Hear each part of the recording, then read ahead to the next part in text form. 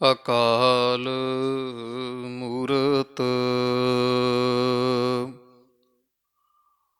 ਅਜੂਨੀ ਸੈਭੰ ਗੁਰ ਪ੍ਰਸਾਦ ਜਪ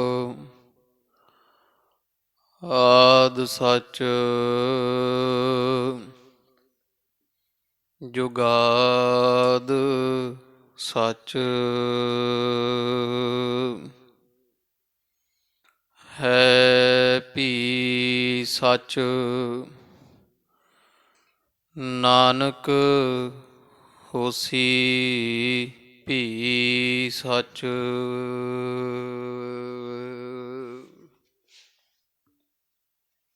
ਸ਼੍ਰੀ ਨਾਨਕ ਪਦ ਪੰਕਜ ਬੰਦਨ ਪਦ ਪੰਕਜ ਬੰਦਨ ਸਿਮਰੋ ਅੰਗਦ ਦੁਖ ਨਿਕੰਦਨ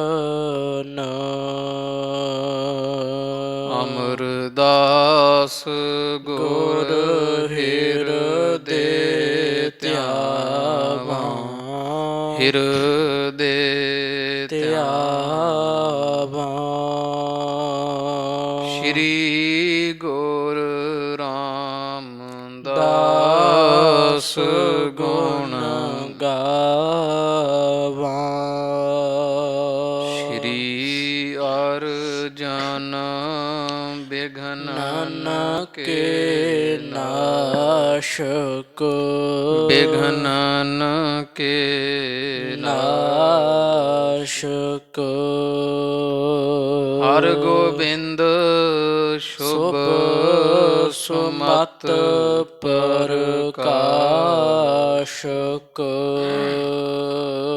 ਸ਼੍ਰੀ ਹਰਿ ਰਾਏ ਨਮੋ ਨਮੋ ਕਰ ਜੋਰੀ ਨਮੋ ਕਰ ਜੋਰੀ ਗੁਰ ਹਰਿ ਕ੍ਰਿਸ਼ਨ ਮਨਾਏ ਬਹੋਰੀ ਤੇਗ ਬਹਾਦਰ ਪਰਮ ਕਿਰਪਾਲ ਪਰਮ ਕਿਰਪਾਲ ਸ਼੍ਰੀ ਗੁਰ ਗੋਬਿੰਦ ਸਿੰਘ ਬਿਸਾਲਾ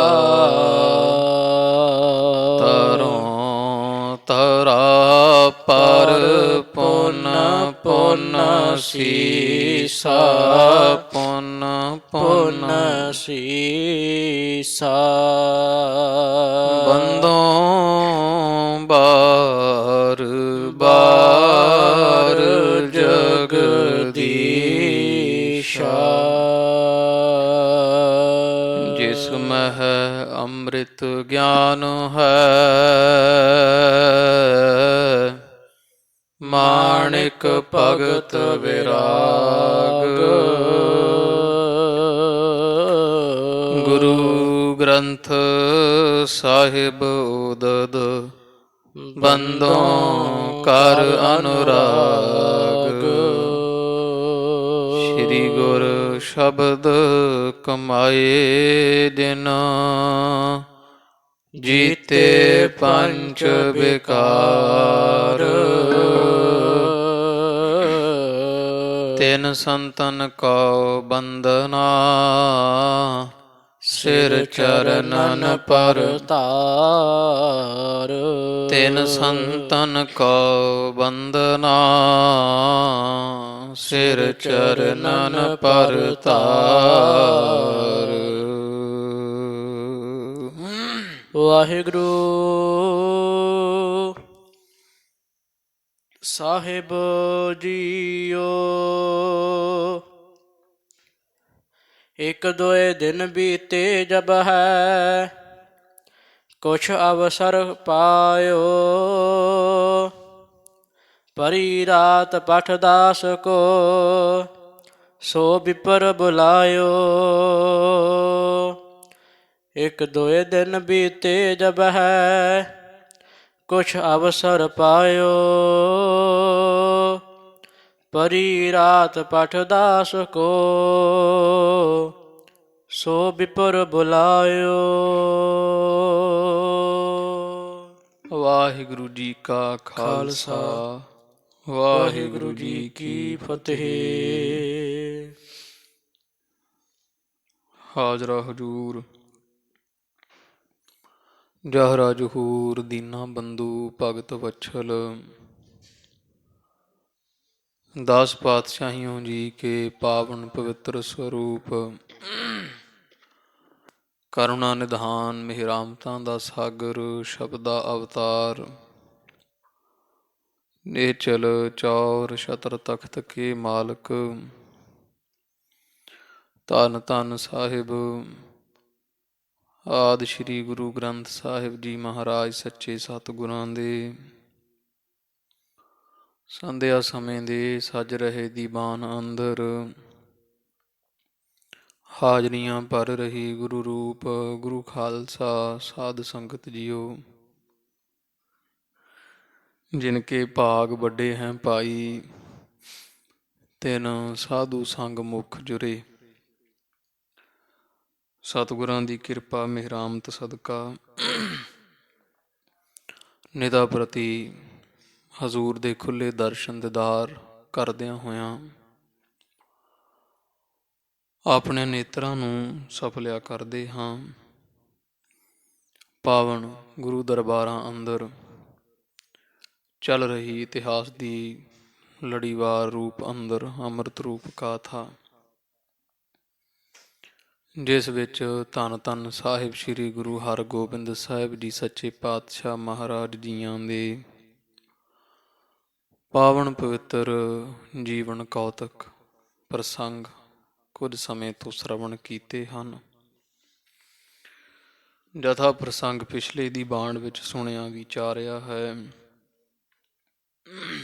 ਧੰਨ ਧੰਨ ਹਰਗੋਬਿੰਦ ਸਾਹਿਬ ਜੀ ਸਾਹਿਬਜ਼ਾਦੇ, ਜਿਨ੍ਹਾਂ ਨੇ ਆਪ ਹੀ ਕੌਤਕ ਕਰਨ ਵਾਲੇ ਆ, ਕਿਉਂਕਿ ਪਰਮੇਸ਼ਰ ਹਨ। ਰੋਗ ਨੂੰ ਲਾਉਣ ਵਾਲੇ ਵੀ ਆ, ਰੋਗ ਮਿਟਾਉਣ ਵਾਲੇ ਵੀ ਹੈ। 5 ਕੁ ਵਰ੍ਹਿਆਂ ਦੀ ਉਮਰ 'ਚ ਹਜ਼ੂਰ ਨੂੰ ਆ ਚੇਚਕ ਦਾ ਰੋਗ ਆਇਆ, ਉਹਦੇ ਲੱਛਣ ਜੇ ਪ੍ਰਗਟ ਹੋਏ। ਕੁਝ 7 ਕੁ ਦਿਨ ਬਾਅਦ ਰੋਗ ਮਿਟ ਵੀ ਗਿਆ ਤੇ ਸਰੀਰ ਫੇਰ ਪਹਿਲਾਂ ਦੀ ਤਰ੍ਹਾਂ ਪੂਰਾ ਤਿਆਰ ਬਰ ਤਿਆਰ ਦਰੁਸਤ ਚੁਸਤ ਹੋ ਗਿਆ। ਸਿੱਖਾਂ ਬਹੁਤ ਖੁਸ਼ੀ ਮਨਾਈ। ਜਿੱਥੇ ਸਿੱਖਾਂ ਵਿੱਚ ਡਾਢਾ ਉਤਸ਼ਾਹ ਖੁਸ਼ੀਆਂ ਹਨ, ਹਰਗੋਬਿੰਦ ਸਾਹਿਬ ਮਹਾਰਾਜ ਦੇ ਠੀਕ ਹੋਣ ਦੀਆਂ, ਉੱਥੇ ਪ੍ਰਿਥੀ ਚੰਦ ਬੀਬੀ ਕਰਮੋਂ ਲਹੂ ਦੀਆਂ ਘੁੱਟਾਂ ਭਰਦੇ ਹੈ, ਬੜਾ ਨਿਰਾਸ਼ ਹਨ, ਚਿੰਤਾ ਵਿੱਚ ਹਨ ਵੀ ਚੌਥੇ 5ਵੀਂ ਵਾਰ ਹਾਲੇ ਤੋਂ ਵੀ ਹਰਗੋਬਿੰਦ ਸਾਹਿਬ ਜੀ ਮਰੇ ਨਾ, ਫੇਰ ਜਿਉਂਦੇ ਹੱਸਦੇ ਖੇਲਦੇ ਫਿਰਦੇ ਹੈ। ਇਸ ਤਰ੍ਹਾਂ ਮਨ ਵਿੱਚ ਬੜੀ ਕ੍ਰੋਧਤੀ ਜੀ ਹੋਈ। ਬੀਬੀ ਕਰਮੋਂ ਨੇ ਪ੍ਰਿਥੀ ਚੰਦ ਨੂੰ ਆਖਿਆ ਵੀ ਤੂੰ ਪਤੀ ਬੜੀ ਵਾਰ ਗੱਲਾਂ ਜੀਆਂ ਤਾਂ ਕਰਦਾ ਹੈ, ਪਰ ਅਸਰ ਉਸਰ ਤਾਂ ਕੋਈ ਹੁੰਦਾ ਨਹੀਂ। ਕਦੇ ਕਹਿੰਦਾ ਨਾ ਕਰ ਬਾਲਕ ਨਹੀਂ ਪੈਦਾ ਹੋਵੇਗਾ, ਉਹ ਵੀ ਤੁਹਾਡਾ ਵਚਨ ਸਫਲਿਆ ਨਹੀਂ। ਫਿਰ ਹੋਰ ਵੀ ਬੜੇ ਤੁਸੀਂ ਦਾ ਪੇਚ ਲਾਏ, ਕਦੇ ਦਾਈ ਨੂੰ ਭੇਜਿਆ ਦੁੱਧ ਪਿਆਉਣ ਵਾਸਤੇ ਅਸਥਰਾਂ ਨੂੰ ਜ਼ਹਿਰ ਲਾ ਕੇ, ਕਦੇ ਸਪੇਰੇ ਨੂੰ ਸੱਪ ਛਡਵਾ ਕੇ, ਬੜੀਆਂ ਚਾਲਾਂ ਚੱਲੀਆਂ। ਹੁਣ ਆਉਂਦੇ ਸੀ ਵੀ ਸੀਤਲਾ ਨਿਕਲਣ ਤੋਂ ਬਾਅਦ ਇਹ ਨਹੀਂ ਜਿਉਂਦੇ ਰਹਿਣਗੇ, ਪਰ ਉਹ ਤਾਂ ਸੁਣਿਆ ਵੀ ਮਾਤਾ ਗੰਗਾ ਦੇ ਸਾਹਿਬਜ਼ਾਦੇ ਤਾਂ ਫੇਰ ਪੂਰੇ ਚੜ੍ਹਦੀ ਕਲਾ ਵਿੱਚ ਤਿਆਰ ਬਰ ਤਿਆਰ ਹਨ। ਤੇ ਅਸੀਂ ਤਾਂ ਬਚੀਏ ਹੀ ਤਾਂ ਕਿਉਂਕਿ ਪਤੀ ਜੀ ਤੁਹਾਨੂੰ ਸ਼ਾਇਦ ਅਗਾਂਹ ਦੀ ਚਿੰਤਾ ਨਹੀਂ, ਮੈਂ ਦੂਰ ਦਾ ਸੋਚਦੀ ਹਾਂ ਵੀ ਜੇ ਹਰਗੋਬਿੰਦ ਸਾਹਿਬ ਨੂੰ ਨਾ ਮਾਰਿਆ ਗਿਆ, ਸਮਾਂ ਰਹਿੰਦਿਆਂ ਵੱਡੇ ਹੋ ਗਏ, ਫਿਰ ਮਾਰਨਾ ਵੀ ਔਖਾ ਹੈ। ਇਹਦੇ ਨਤੀਜੇ ਬੜੇ ਮਾਰੂ ਨਿਕਲਣਗੇ। ਆਪਣੇ ਬਾਲਕ ਕੀ ਖਾਇਆ ਕਰਨਗੇ। ਉਹਨਾਂ ਦੀ ਚੜ੍ਹਾਈ ਦਿਨ ਬਰ ਦਿਨ ਹੁੰਦੀ ਜਾਂਦੀ, ਆਪਣੀ ਨਿਊਨਤਾ ਹੀ ਹੁੰਦੀ ਜਾਂਦੀ ਹੈ। ਆਪਣੇ ਬੱਚਿਆਂ ਦਾ ਕੀ ਬਣਿਆ ਕਰੇਗਾ। ਇਹ ਮੇਰੇ ਪਤੀ, ਤੁਹਾਨੂੰ ਉੱਕਾ ਹੀ ਫਿਕਰ ਨਹੀਂ ਹੈ। ਤੇ ਜਵਾਬ ਦੇ ਵਜੋਂ ਪ੍ਰਿਥੀ ਚੰਦ ਜੀ ਫਿਰ ਬੋਲੇ ਸੀ, ਕਹਿੰਦੇ ਇਹ ਮੇਰੀ ਪਤਨੀ ਕਰਮੋਂ ਚਿੰਤਾ ਨਾ ਕਰ ਤੈਂ। ਫਿਰ ਕੀ ਹੋਇਆ, ਜੇ ਚੇਚਕ ਦੇ ਰੋਗ ਨੇ ਕੁਝ ਨਹੀਂ ਵਿਗਾੜਿਆ, ਹੁਣ ਤਾਂ ਲਾਗੇ ਰਹਿੰਦੇ ਆ। ਹੁਣ ਮੈਂ ਆਪ ਜ਼ਹਿਰ ਦੇ ਦਵਾ ਕੇ ਮਾਰਾਂਗਾ ਹਰਗੋਬਿੰਦ ਸਾਹਿਬ ਨੂੰ। ਪੁੱਛਦੀ ਵੀ ਕਿਵੇਂ, ਕਹਿੰਦੇ ਉਹਨਾਂ ਦੇ ਘਰ ਵਿੱਚ ਇੱਕ ਬ੍ਰਾਹਮਣ ਹੈ ਜਿਹੜਾ ਹਰਗੋਬਿੰਦ ਸਾਹਿਬ ਮਹਾਰਾਜ ਦਾ ਖੜਾਵਾ ਵੀ ਹੈ, ਤੇ ਮੈਂ ਜਿਵੇਂ ਕਿਵੇਂ ਉਹਨੂੰ ਖਰੀਦਾਂਗਾ ਮਾਇਆ ਤਾਇਆ ਦੇ ਕੇ, ਤੇ ਖਰੀਦ ਕੇ ਮਾਇਆ ਦੇ ਨਾਲ ਉਹਨੂੰ ਲਾਲਚ ਵਿੱਚ ਲਿਆ ਕੇ ਇਹ ਕੰਮ ਉਹਦੇ ਤੋਂ ਕਰਵਾਵਾਂਗਾ, ਨਾਲੇ ਸ਼ੱਕ ਨਹੀਂ ਕਿਸੇ ਨੂੰ ਹੋਵੇਗਾ। ਇਸ ਤਰ੍ਹਾਂ ਦੀ ਵਿਚਾਰ ਜੀ ਇਹ ਆਪਸ ਵਿੱਚ ਕਰਦੇ ਆ, ਬੜੇ ਖੁਸ਼ ਹੁੰਦੇ। ਕਰਮ ਉਹਨੇ ਸੁੱਖ ਦਾ ਸਾਹ ਲਿਆ ਵੀ ਸ਼ਾਇਦ ਐਤਕੀ ਗੱਲ ਬਣ ਜਾਵੇ। ਇਸ ਤਰ੍ਹਾਂ ਦਾ ਪ੍ਰਸੰਗ ਆਪਾਂ ਕੱਲ੍ਹ ਸੁਣਿਆ, ਕੁਝ ਪ੍ਰਸੰਗ ਰਹਿੰਦਾ ਅੱਜ ਆ ਰਿਹਾ ਜੀ। ਚਿੱਤ ਬਿਰਤੀ ਇਕਾਗਰ ਕਰੀਏ। ਧੰਨ ਸਾਹਿਬ ਸ੍ਰੀ ਗੁਰੂ ਹਰਗੋਬਿੰਦ ਸਾਹਿਬ ਮਹਾਰਾਜ ਨੂੰ ਹਿਰਦੇ ਵਸਾਓ ਜੀ।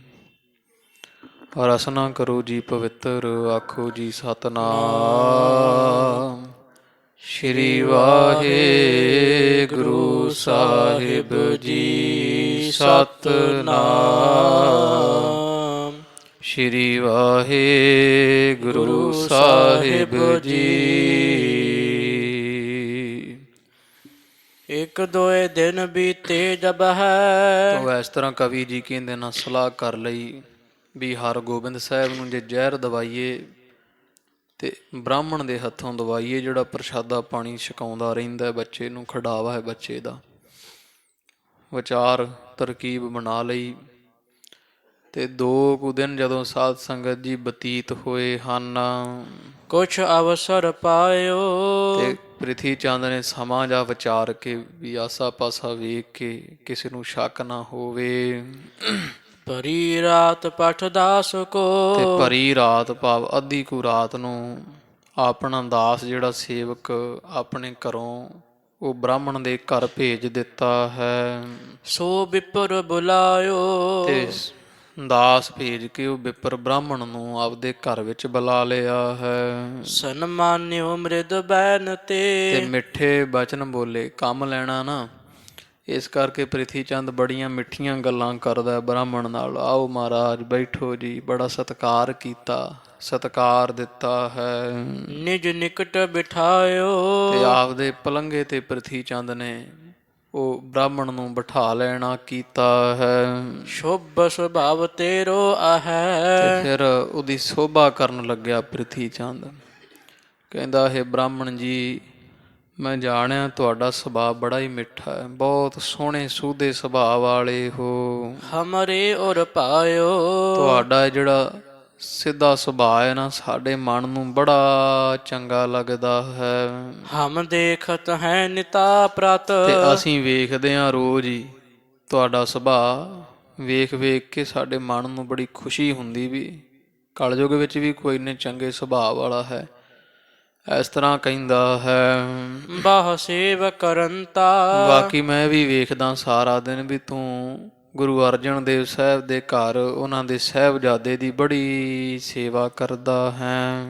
ਰਾਤ ਦਿਵਸ ਵਿੱਚ ਰਤ ਰਹੈਂ। ਤੇ ਰਾਤ ਦਿਨੀ ਤੁਰਿਆ ਫਿਰਦਾ ਉਹਨਾਂ ਦੇ ਘਰ ਵਿੱਚ ਕੰਮਕਾਰ ਕਰਵਾਉਂਦਾ ਹੈ। ਇਤ ਉਤ ਹਿਤਵੰਤਾ। ਤੇ ਬੜਾ ਪ੍ਰੇਮ ਦੇ ਨਾਲ ਕਦੇ ਇੱਧਰ ਨੂੰ ਦੌੜ ਜਾਂਦਾ, ਸੇਵਾ ਕਰਦਾ, ਕਦੇ ਇੱਧਰ ਨੂੰ ਦੌੜ ਜਾਂਦਾ। ਮੈਂ ਜਦੋਂ ਵੇਖਦਾ ਨਾ ਇਹ ਬ੍ਰਾਹਮਣ ਜੀ, ਤੇ ਤੁਸੀਂ ਉਦੋਂ ਹੀ ਘੋੜੇ ਤੇ ਸਵਾਰ ਵਾਲੀ ਗੱਲ ਹੈ ਵੀ ਸਾਰਾ ਦਿਨ ਹੀ ਤੁਸੀਂ ਇਹਨਾਂ ਦੀ ਸੇਵਾ ਕਰਦੇ। ਗੁਰੂ ਅਰਜਨ ਸਾਹਿਬ ਦੇ ਘਰ ਦੀ ਸਾਰਾ ਦਿਨ ਹੀ ਤੁਸੀਂ ਇੱਧਰ ਉੱਧਰ ਭੱਜੇ ਫਿਰਦੇ ਹੋ, ਪ੍ਰੇਮ ਨਾਲ ਸੇਵਾ ਕਰਦੇ ਹੋ, ਦੌੜੇ ਫਿਰਦੇ ਹੋ।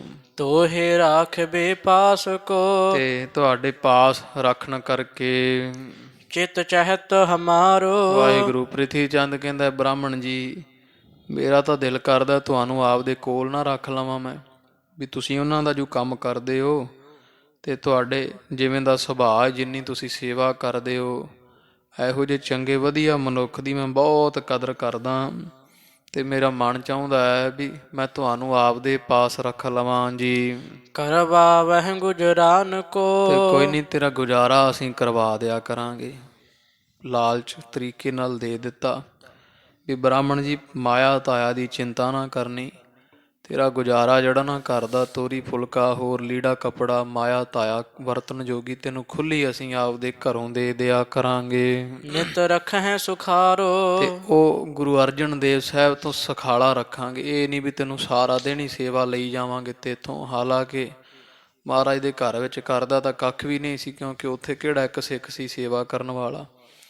ਤੇ ਇਹ ਪ੍ਰਿਥੀ ਚੰਦ ਕਹਿੰਦਾ ਤੈਨੂੰ ਸੌਖਾ ਰੱਖਾਂਗੇ। ਉਹ ਬੜਾ ਔਖਾ ਕਰਦੇ, ਬੜੀ ਸੇਵਾ ਹੁੰਦੀ ਉੱਥੇ, ਦਿੰਦੇ ਲੈਂਦੇ ਕੁਝ ਹੈ ਨਹੀਂ। ਮੈਂ ਤੈਨੂੰ ਸੁਖਾਲਾ ਰੱਖਾਂਗਾ, ਖੁੱਲੀ ਮਾਇਆ ਦੇਵਾਂਗਾ। ਸ਼੍ਰੀ ਅਰਜਨ ਤੁਛ ਦੇਤ ਹੈ। ਕਿਉਂਕਿ ਧੰਨ ਗੁਰੂ ਅਰਜਨ ਦੇਵ ਤਾਂ ਮੇਰੇ ਭਰਾ ਤਾਂ ਤੈਨੂੰ ਥੋੜੀ ਜੀ ਮਾਇਆ ਦਿੰਦੇ, ਸੇਵਾ ਜ਼ਿਆਦੀ ਲੈਂਦੇ ਐ ਤੇ ਮਾਇਆ ਤੈਨੂੰ ਥੋੜੀ ਦਿੰਦੇ ਹਨ। ਠਾਨੇ ਵੱਡ ਸੇਵਾ। ਉਹਨਾਂ ਦੇ ਘਰ ਵਿੱਚ ਤੂੰ ਬਹੁਤ ਵੱਡੀ ਸੇਵਾ ਕਰਦਾ ਹੈ। ਨਹਿ ਪਰਖਤ ਤੁਝ ਕਿਰਤ ਕੋ। ਪਰ ਵੇਖ ਲੈ ਬ੍ਰਾਹਮਣ ਜੀ, ਗੁਰੂ ਅਰਜਨ ਦੇਵ ਉਹਨਾਂ ਦਾ ਘਰ ਤੇ ਇੱਥੋਂ ਸੇਵਾ ਜ਼ਿਆਦੀ ਲੈਂਦੇ ਤੇ ਤੇਰੀ ਪਰਖ ਕਦਰ ਕਿਸੇ ਨੂੰ ਬਹੁਤੀ ਕੋਈ ਹੈ ਨਹੀਂ। ਇਹ ਨਹੀਂ ਵੇਂਦੇ ਵੀ ਸੇਵਾ ਕਿੰਨੀ ਕਰਦਾ ਹੈ ਤੇ ਮਾਇਆ ਤੈਨੂੰ ਥੋੜੀ ਜਿਹੀ ਦੇ ਦਿੰਦੇ ਹਨ। ਹਮ ਜਾਣਹਿ ਭੇਵਾ। ਤੇ ਅਸੀਂ ਤੁਹਾਡੀ ਕਦਰ ਕਰਦੇ ਹਾਂ ਬ੍ਰਾਹਮਣ ਜੀ, ਤੇਰੀ ਕਦਰ ਵੀ ਕਰਦੇ ਹਾਂ ਤੇ ਤੇਰੇ ਸੁਭਾਅ ਨੂੰ ਵੀ ਜਾਣਦੇ ਹਾਂ। ਤੇਰੇ ਵਰਗਾ ਨੇਕ ਦਿਲ ਇਨਸਾਨ ਸਾਰੇ ਸੰਸਾਰ ਵਿੱਚ ਕਿਤੇ ਲੱਭਣਾ ਨਹੀਂ। ਤੇ ਮੈਂ ਤੇਰੀ ਬਹੁਤ ਕਦਰ ਕਰਦਾ, ਚੰਗੀ ਤਰ੍ਹਾਂ ਤੇਰੀ ਸੇਵਾ ਨੂੰ ਪਰਖਦਾ ਹਾਂ। ਵਿਪਰ ਭਨਿਓ ਸੁਣ ਗੁਰੂ ਜੀ। ਤੇ ਇਹ ਬ੍ਰਾਹਮਣ ਆਪਦੀ ਸਿਫਤ ਸੁਣ ਕੇ ਚੌੜਾ ਹੋ ਗਿਆ ਤੇ ਸੁਣਦਿਆਂ ਸਾਰੀ ਆਪਦੀ ਸੋਭਾ ਤੇ ਗੁਰੂ ਅਰਜਨ ਦੇਵ ਦੇ ਪਰਥਾਏ ਫਿਰ ਕਹਿਣ ਲੱਗਾ। ਕਹਿੰਦਾ ਹੇ ਗੁਰੂ ਜੀ, ਭਾਵ ਹੁਣ ਪ੍ਰਿਥੀ ਚੰਦ ਨੂੰ ਨਾਲ ਦੀ ਨਾਲ ਹੀ, ਕਿਉਂਕਿ ਮਾਇਆ ਚੀਜ਼ ਹੀ ਇਹੋ ਜਿਹੀ ਹੈ ਨਾ, ਤੇ ਕੁਝ ਵਡਿਆਈ ਰਹਿੰਦੀ ਕਸਰ ਕੱਢ ਦਿੰਦੀ ਹੈ। ਜਦੋਂ ਪ੍ਰਿਥੀ ਚੰਦ ਨੇ ਵਡਿਆਈ ਕੀਤੀ ਤੇ ਉਦੋਂ ਹੀ ਪ੍ਰਿਥੀ ਚੰਦ ਨੂੰ ਗੁਰੂ ਕਹਿਣ ਲੱਗ ਪਿਆ। ਕਹਿੰਦਾ ਹੇ ਪ੍ਰਿਥੀ ਚੰਦ ਮੇਰੇ ਗੁਰੂ ਮਹਾਰਾਜ, ਸੁਣਨਾ ਕਰੋ। ਚਾਹਤ ਗੁਜਰਾਨਾ। ਵੀ ਮੈਂ ਕਿਹੜਾ ਕੁਝ ਬਹੁਤਾ ਲਾਲਚੀ ਲੋਭੀ ਹਾਂ, ਮੈਂ ਤਾਂ ਇਕੱਲਾ ਘਰ ਦਾ ਗੁਜ਼ਾਰਾ ਹੀ ਬਸ ਮੇਰਾ ਸੌਖਾ ਹੋਵੇ, ਇੰਨੀ ਕੁ ਮੇਰੀ ਇੱਛਾ ਹੁੰਦੀ ਹੈ। ਜੋ ਕਛ ਕਹਿ ਕਾਰਜ ਕਰਾਂ। ਤੇ ਗੁਰੂ ਅਰਜਨ ਦੇਵ ਮਹਾਰਾਜ ਦੇ ਘਰ ਵਿੱਚ ਜੋ ਵੀ ਉਹ ਕਹਿੰਦੇ ਆ ਉਹ ਮੈਂ ਸਾਰਾ ਕੰਮ ਸੇਵਾ ਕਰਦਾ ਰਹਿੰਦਾ ਹਾਂ। ਆਲਸ ਬਿਸਰਾਨਾ। ਤੇ ਆਲਸ ਮੈਨੂੰ ਉੱਕਾ ਹੀ ਨਹੀਂ, ਮੈਂ ਬੜਾ ਉਦਮੀ ਮਨੁੱਖ ਹਾਂ। ਅਪਰ ਥਾਨ ਨਹਿ ਜੀਵ ਕਾ। ਤੇ ਹੋਰ ਮੇਰਾ ਕੋਈ ਕੰਮਕਾਰ ਨਹੀਂ, ਵੀ ਨਾ ਤਾਂ ਮੈਨੂੰ ਕੋਈ ਪੱਤਰੀਆਂ ਆਦਿਕ ਵੇਖਣੀਆਂ ਪੜ੍ਹਨੀਆਂ ਜਾਂ ਵੇਦ ਪਾਠ ਪੂਜਾ, ਇਹੋ ਜਿਹਾ ਕੋਈ ਕੰਮ ਮੈਨੂੰ ਆਉਂਦਾ ਨਹੀਂ। ਹੋਰ ਥਾਂ ਮੇਰੀ ਕੋਈ ਰੋਜੀ ਰੋਟੀ ਹੁੰਦੀ ਨਹੀਂ ਹੈ। ਮੈਂ ਭਇਓ ਖਿਡਾਵਾ। ਇਸ ਕਰਕੇ ਮੈਂ ਧੰਨ ਗੁਰੂ ਹਰਗੋਬਿੰਦ ਸਾਹਿਬ ਦਾ ਖਿਡਾਵਾ ਬਣਿਆ ਹੋਇਆ, ਭਾਵ ਉਹਨੂੰ ਖਿਡਾਉਣ ਵਾਸਤੇ ਉਹਨੂੰ ਚੁੱਕ ਲਿਆ, ਖਿਡਾ ਲਿਆ, ਵਰਚਾ ਲਿਆ, ਕੁਝ ਖਵਾ ਦਿੱਤਾ। ਵੀ ਹੋਰ ਮੈਨੂੰ ਕੋਈ ਕੰਮ ਆਉਂਦਾ ਨਹੀਂ, ਵੀ ਦੂਜੇ ਬ੍ਰਾਹਮਣ ਵਾਂਗੂ ਪੱਤਰੀਆਂ ਵਾਚਣੀਆਂ ਜਾਂ ਕੋਈ ਵੇਦ ਪੂਜਾ ਪਾਠ ਕਰਨੀ, ਉਹ ਮੈਨੂੰ ਕੋਈ ਕੰਮ ਨਹੀਂ ਆਉਂਦਾ। ਇਸ ਲਈ ਚਲੋ ਪਰਿਵਾਰ ਦਾ ਪੇਟ ਤਾਂ ਪਾਲਣਾ ਹੀ ਹੈ। ਤੇ ਮੈਂ ਗੁਰੂ ਅਰਜਨ ਦੇਵ ਮਹਾਰਾਜ ਦੇ ਸਾਹਿਬਜ਼ਾਦੇ ਦਾ ਖਿਡਾਵਾ ਲੱਗਿਆ ਹੋਇਆ ਹਾਂ। ਜਾਗਰਤ ਰਾਖਾਂ ਗੋਦ ਮਹਿ। ਤੇ ਜਦੋਂ ਜਾਗ ਜਾਂਦੇ ਆ ਨਾ ਹਰਗੋਬਿੰਦ ਸਾਹਿਬ, ਤੇ ਮੈਂ ਸਾਰਾ ਦਿਨ ਗੋਦੀ ਚੁੱਕਦਾ, ਕੁੱਛੜ ਚੁੱਕ ਕੇ ਰੱਖਦਾ ਹਾਂ। ਬਹੁ ਕਰ ਪਰਛਾ ਪਰਚਾਵਾ। ਤੇ ਬੜਾ ਖੇਡ ਪਰਚਾਵਾ ਕਰਦਾ, ਰੋਣ ਨਹੀਂ ਦਿੰਦਾ, ਬੜੇ ਲਾਡ ਲਡਾਉਂਦਾ ਹਾਂ। ਖਰੋ ਫਿਰਤ ਹਾਂ ਸਦਨ ਮਹਿ। ਤੇ ਉਹ ਬੱਚਾ ਰੋਂਦਾ ਰਹਿੰਦਾ ਹਰਗੋਬਿੰਦ ਸਾਹਿਬ ਸਾਰਾ ਦਿਨ, ਮੈਂ ਸਾਰਾ ਦਿਨ ਹੀ ਮਹਿਲਾਂ ਦੇ ਵਿੱਚ ਲੈ ਕੇ ਤੁਰਿਆ ਫਿਰਦਾ ਹਾਂ। ਜੰਘਾਂ ਥੱਕ ਜੈ ਹੈ। ਤੇ ਮੇਰੀਆਂ ਲੱਤਾਂ ਰਹਿ ਜਾਂਦੀਆਂ, ਭਾਰੇ ਬਹੁਤ ਹੈ, ਚੁੱਕ ਚੁੱਕ ਕੇ ਬੋਲਦਾ ਝੂਠ ਹੀ ਆ ਉਸ ਤਰ੍ਹਾਂ ਹੈ, ਕਿਉਂਕਿ 5 ਸਾਲ ਦੇ ਸੀ ਹਰਗੋਬਿੰਦ ਸਾਹਿਬ। ਹਾਂ, ਪਹਿਲਾਂ ਬਚਪਨ ਵਿੱਚ ਜ਼ਰੂਰ ਇਹ ਚੁੱਕਦਾ ਰਿਹਾ। ਹੁਣ ਤਾਂ ਗੁਰੂ ਹਰਗੋਬਿੰਦ ਸਾਹਿਬ ਮਹਾਰਾਜ 5 ਸਾਲ ਦੇ ਹੋ ਗਏ ਤੇ 5 ਸਾਲ ਦੇ ਨੂੰ ਕੋਈ ਬਹੁਤੀ ਜ਼ਰੂਰਤ ਨਹੀਂ ਪੈਂਦੀ। 5 ਵਰ੍ਹਿਆਂ ਦਾ ਬੱਚਾ ਕੁੱਛੜ ਦੇ ਨਾਲੋਂ ਧਰਤੀ ਤੇ ਤੁਰ ਫਿਰ ਕੇ ਜ਼ਿਆਦਾ ਖੁਸ਼ ਹੁੰਦਾ। ਤੇ ਉਹ ਆਪਦੀ ਵਡਿਆਈ ਕਰਦਾ ਹੈ, ਝੂਠ ਬੋਲਦਾ ਹੈ, ਕਹਿੰਦਾ ਜੀ ਮੈਂ ਸਾਰਾ ਦਿਨ ਚੁੱਕੀ ਫਿਰਦਾ ਤੇ ਭਜਾ ਭਜਾ ਕੇ ਇੱਧਰ ਲੈ ਜਾ ਇੱਧਰ ਲੈ ਜਾ, ਮੇਰੀਆਂ ਲੱਤਾਂ ਫੁੱਲ ਜਾਂਦੀਆਂ ਰਹਿ ਜਾਂਦੀਆਂ ਹਨ, ਰਾਖਤ ਉਰਦ ਉਠਾਏ ਤੇ ਕੈ ਮੈਂ ਉੱਚਾ ਮੋਢਿਆਂ ਤੇ ਚੜਾ ਕੇ ਸਾਰਾ ਦਿਨ ਤੋਰੀ ਫਿਰਦਾ ਹਾਂ। ਨਹਿ ਬੈਠਨ ਦੈ ਤੇ ਹੈ ਬਾਕੀ ਉਹ ਹਰਗੋਬਿੰਦ ਸਾਹਿਬ ਇਹੋ ਜਿਹੇ ਆ, ਉਹ ਬਹਿਣ ਨਹੀਂ ਦਿੰਦੇ, ਕਿਤੇ ਬਹਿਣਾ ਤੇ ਰੋਣ ਲੱਗ ਜਾਂਦੇ ਆ। ਦੀਰਘ ਥੂਲ ਸਰੀਰ ਹੈ ਬਾਕੀ ਪ੍ਰਿਥੀ ਚੰਦ ਤੁਹਾਨੂੰ ਪਤਾ ਹੀ ਆ ਵੀ ਉਹ ਚੁੱਕਣੇ ਕਿਹੜਾ ਸੌਖੇ ਐ, ਐਡਾ ਭਾਰਾ ਮੋਟਾ ਸਰੀਰ ਹੈ ਹਰਗੋਬਿੰਦ ਸਾਹਿਬ ਦਾ। ਜਿਸ ਭਾਰ ਕਨੇਰਾ ਉਹਨਾਂ ਦਾ ਮੋਟਾ ਸਰੀਰ ਹੋਣ ਕਰਕੇ ਬੜਾ ਡਾਢਾ ਹੀ ਭਾਰ ਹੈ, ਆਮ ਬੱਚਿਆਂ ਨਾਲੋਂ ਦੁੱਗਣੇ ਵਜਨ ਵਾਲੇ ਹਨ। ਘਰੋਂ ਖਿਲਾਵਣ ਗੋਦ ਤੇ ਲੈ ਮੈਂ ਸਾਰਾ ਦਿਨ ਗੋਦੀ ਕੁਛੜ ਚੁੱਕ ਚੁੱਕ ਕੇ ਮਾਤਾ ਗੰਗਾ ਜੀ ਦੇ ਸਾਹਿਬਜ਼ਾਦੇ ਨੂੰ ਖਿਡਾਉਂਦਾ ਰਹਿੰਦਾ ਹਾਂ, ਪਰਚਾਏ ਬਡੇਰਾ ਤੇ ਨਾਲੇ ਬੜਾ ਉਹਦਾ ਮਨ ਪਰਚਾਵਾ ਕਰਦਾ ਰਹਿੰਦਾ। ਕਦੇ ਕੁਛੜ ਚੁੱਕਦਾ, ਕਦੇ ਕਧਾੜੀ ਚੁੱਕ ਲੈਣਾ ਹਾਂ, ਉੱਪਰ ਨੂੰ ਉਛਾਲਦਾ, ਕਦੇ ਖੇਡਣ ਵਾਸਤੇ ਕੋਈ ਵਸਤੂ ਅੱਗੇ ਰੱਖ ਦਿੰਦਾ ਹਾਂ। ਇਸ ਤਰ੍ਹਾਂ ਮੈਂ ਬਹੁਤ ਉਹਦਾ ਖੇਡ ਪਰਚਾਵਾ ਕਰਦਾ ਹਾਂ। ਆਪਰਨ ਢਿਗ ਨਹਿ ਜਾਤ ਹੈ ਬਾਕੀ ਉਹ ਵੀ ਏਡੇ ਜਿੱਦਲ ਹੈ ਹਰਗੋਬਿੰਦ ਸਾਹਿਬ ਵੀ ਮੇਰੇ ਤੋਂ ਬਿਨਾਂ ਹੋਰ ਕਿਸੇ ਦੇ ਕੋਲ ਜਾਂਦੇ ਵੀ ਨਹੀਂ ਹਨ, ਰਹਿ ਕੌਛਰ ਤੇ ਮੇਰੀ ਸਾਰਾ ਦਿਨ ਹੀ ਮੇਰੇ ਕਧਾੜੀ ਚੜਿਆ ਰਹਿੰਦਾ ਹੈ। ਸੁਖ ਸੋ ਰਾਖਤ ਖੇਲ ਤੇ ਬਾਕੀ ਕਿਉਂਕਿ ਮੈਂ ਉਹਨੂੰ ਸੁਖਾਲਾ ਹੀ ਰੱਖਦਾ ਤੇ ਸਾਰਾ ਦਿਨ ਖਿਡਾਈ ਰੱਖਦਾ ਹਾਂ, ਜਾਤ ਨ ਕਿਤ ਓਰੀ ਇਸ ਕਰਕੇ ਕਿਸੇ ਹੋਰ ਕੋਲ ਜਾਣਾ ਪਸੰਦ ਨਹੀਂ ਕਰਦੇ ਐ। ਪੁਨ ਪ੍ਰਿਥਿਆ ਕਹਿ ਬੇ ਲਗਿਓ ਇਹ ਸੁਣ ਕੇ ਨਾ ਬ੍ਰਾਹਮਣ ਤੋਂ ਪ੍ਰਿਥੀ ਚੰਦ ਜਾਣ ਦਾ ਵੀ ਬਣ ਗਈ ਗੱਲ, ਇਹ ਤਾਂ ਉਹਨਾਂ ਦੀ ਹੁਣ ਖਟਿਆਈ ਜੀ ਕਰਨ ਲੱਗ ਪਿਆ, ਉਹਨਾਂ ਤੋਂ ਰੁਸਵਾ ਹੈ। ਜਾਣ ਕੇ ਪ੍ਰਿਥੀ ਚੰਦ ਨੇ ਗੱਲ ਸਾਰੀ ਤੇ ਬ੍ਰਾਹਮਣ ਨੂੰ ਫਿਰ ਬੋਲਿਆ ਹੈ, ਕਾਰਜ ਇੱਕ ਮੇਰਾ ਕਹਿੰਦਾ ਹੈ ਬ੍ਰਾਹਮਣ ਜੀ ਉਸ ਤਰ੍ਹਾਂ ਹੈ ਤਾਂ ਤੂੰ ਬਹੁਤ ਸਿਆਣਾ ਹੈ, ਤੇ ਸਿਆਣੇ ਬੰਦੇ ਦੇ ਕਰਨ ਵਾਲਾ ਮੇਰਾ ਇੱਕ ਕੰਮ ਹੈ, ਜੇ ਤੂੰ ਕਰ ਦੇਵੇਂ ਤਾਂ। ਸਿੱਧ ਹੋਤ ਸੋ ਤੋਹਿ ਤੇ ਇਹ ਕੰਮ ਜਿਹੜਾ ਹਰੇਕ ਦੇ ਵੱਸ ਨਹੀਂ, ਜਿਹੜਾ ਮੈਂ ਕੰਮ ਕਹਿਣਾ ਹੈ ਮੇਰਾ ਕੰਮ ਕੱਲਾ ਤੇਰੇ ਤੋਂ ਹੀ ਪੂਰਾ ਹੋਵੇਗਾ, ਤੂੰ ਹੀ ਉਸ ਕੰਮ ਨੂੰ ਸਿਰੇ ਚੜਾ ਸਕਦਾ ਹੈ। ਲਿਹੋ ਧਨ ਬਹੁ ਤੇਰਾ ਤੇ ਤੈਨੂੰ ਬਾਕੀ ਇਹ ਨਾ ਜਾਣੀ ਵੀ ਐਵੇਂ ਸੁੱਕਾ ਹੀ ਕੰਮ ਕਰਾਵਾਂਗਾ ਗੁਰੂ ਅਰਜਨ ਦੇਵ ਜੀ ਵਾਂਗੂ, ਉਸ ਕੰਮ ਦੀ ਤੈਨੂੰ ਮੂੰਹ ਮੰਗੀ ਜਿਹੜੀ ਨਾ ਕੀਮਤ ਦੇਵਾਂਗਾ, ਮੈਂ ਖੁੱਲਾ ਪੈਸਾ ਤੇਰੇ ਤਾਈਂ ਭੇਜਾਂਗਾ। ਇੱਕ ਬਾਰ ਕਰ ਨੇਹ ਜੇ ਬਾਕੀ ਇਹ ਵੀ ਗੱਲ ਹੈ ਬ੍ਰਾਹਮਣ ਜੀ ਵੀ ਜੇ ਕਿਤੇ ਤੂੰ ਇੱਕ ਵਾਰੀ ਉਹ ਕੰਮ ਜਿਹੜਾ ਮੈਂ ਦੱਸਿਆ ਨਾ, ਬਸ ਇੱਕ ਉਹ ਕੰਮ ਜੇ ਮੇਰਾ ਕਰ ਦੇਵੇਂਗਾ ਸੁਖ ਹੋਏ ਬੈ ਸਾਰੀ ਤੇ ਤੈਨੂੰ ਸਾਰੀ ਉਮਰ ਦਾ ਸੁੱਖ ਮਿਲੂ, ਫੇਰ ਨਹੀਂ ਲੋਕਾਂ ਦੇ ਜਵਾਕ ਖਿਡਾਉਣੇ ਪੈਣੇ। ਭਾਵ ਵੀ ਤੈਨੂੰ ਇੰਨੀ ਮਾਇਆ ਦੇਵਾਂਗਾ ਵੀ ਸਾਰੀ ਉਮਰ ਬਹਿ ਕੇ ਖਾ ਲਵੀਂ ਤੇ ਤੂੰ ਮੁੱਕੇਗੀ ਨਹੀਂ, ਇੰਨੀ ਤੈਨੂੰ ਖੁੱਲੀ ਮਾਇਆ ਦੇਵਾਂਗਾ। ਇੱਕ ਕੰਮ ਕਰ ਦੇ ਤੇ ਫੇਰ ਤੈਨੂੰ ਕਦੀ ਕਿਸੇ ਦੇ ਘਰੇ ਕੰਮ ਕਰਨ ਦੀ ਜ਼ਰੂਰਤ ਨਹੀਂ ਪਵੇਗੀ, ਮੈਂ ਰਾਜਾ ਬਣਾ ਦੇਵਾਂਗਾ। ਕਰਨ ਸੁਖਾਰੋ ਤੋਹਿ ਕੋ ਤੇ ਬਾਕੀ ਕੋਈ ਕੰਮ ਐਡਾ ਔਖਾ ਵੀ ਨਹੀਂ, ਤੇਰੇ ਵਾਸਤੇ ਤਾਂ ਸੌਖਾ ਹੀ ਕੰਮ ਹੈ, ਬਹੁਤ ਕਰਨਾ ਸੌਖਾ ਹੈ। ਅਪਰਨ ਕਹ ਭਾਰੀ ਹਾਂ ਹੋਰ ਕਿਸੇ ਦੇ ਕਰਨ ਵਾਸਤੇ ਕੰਮ ਬੜਾ ਔਖਾ ਹੈ, ਤੇ ਜੇ ਤੂੰ ਕਰੇਂਗਾ ਉਹਦਾ ਕਾਰਨ ਇਹ ਹੈ ਨਾ ਵੀ ਇਹ ਤਾਂ ਕੋਲ ਜੂ ਰਹਿੰਦਾ ਬ੍ਰਾਹਮਣ, ਉਹਨਾਂ ਦੇ ਘਰ ਵਿੱਚ ਹੀ ਸਾਰਾ ਦਿਨ ਸਾਹਿਬਜ਼ਾਦੇ ਨੂੰ ਚੁੱਕਦਾ ਖਿਡਾਉਂਦਾ। ਇਸ ਲਈ ਪ੍ਰਿਥੀ ਚੰਦ ਕਹਿੰਦਾ ਵੀ ਕੋਈ ਹੋਰ ਕਰੇ ਤੇ ਬੜਾ ਔਖਾ ਕੰਮ ਹੈ, ਇਹ ਬੁਝਾਰਤਾਂ ਪਾਉਂਦਾ, ਤੇ ਜੇ ਤੂੰ ਕਰ ਦੇਵੇਂ ਤੇ ਤੇਰੇ ਵਾਸਤੇ ਕੋਈ ਔਖਾ ਨਹੀਂ, ਸਾਰਿਆਂ ਤੋਂ ਸੌਖਾ ਹੈ। ਵਿਪਰ ਕਹਿਓ ਆਸ ਕਾਜ ਕਿਆ ਤੇ ਬ੍ਰਾਹਮਣ ਕਹਿੰਦਾ ਹੈ ਗੁਰੂ ਜੀ ਪ੍ਰਿਥੀ ਚੰਦ ਦੱਸੋ ਖਾਂ ਮੈਨੂੰ ਭਲਾ ਵੀ ਕਿਸ ਕੰਮ ਦੀ ਤੁਸੀਂ ਗੱਲ ਕਰਦੇ ਹੋ, ਮੈਥੋਂ ਕੀ ਕਰਵਾਉਣਾ ਹੈ। ਮੋਤੇ ਬਨ ਜਾਵੇ ਵੀ ਜਿਹੜਾ ਮੇਰੇ ਤੋਂ ਹੀ ਕੰਮ ਸੂਤ ਆਊ ਹੋਰ ਕਿਸੇ ਤੋਂ ਪੂਰਾ ਹੀ ਨਹੀਂ ਹੋਵੇਗਾ, ਇਹੋ ਜਿਹਾ ਕਿਹੜਾ ਕੰਮ ਜਿਹੜਾ ਮੈਂ ਹੀ ਕਰ ਸਕਦਾ ਹਾਂ। ਜਿਸ ਤੇ ਦਰਬ ਸਮੂਹ ਦੇਹੋ ਤੇ ਜਿਸ ਕੰਮ ਕਰਾਉਣ ਵਾਸਤੇ ਤੁਸੀਂ ਮੂੰਹ ਮੰਗੀ ਕੀਮਤ ਮੈਨੂੰ ਦੇਣ ਨੂੰ ਫਿਰਦੇ ਹੋ, ਤੁਮਰੇ ਚਿਤ ਭਾਵੈ ਇਹ ਕਿਹੜਾ ਜਿਹੜਾ ਤੁਹਾਡੇ ਚਿੱਤ ਨੂੰ ਕੰਮ ਬੜਾ ਚੰਗਾ ਲੱਗ ਰਿਹਾ ਹੈ, ਜਿਹੜਾ ਕੰਮ ਕਰਾਉਣ ਖਾਤਰ ਤੁਸੀਂ ਬਹੁਤ ਧਨ ਮੈਨੂੰ ਦੇਣ ਲਈ ਤਿਆਰ ਹੋਏ ਹੋ।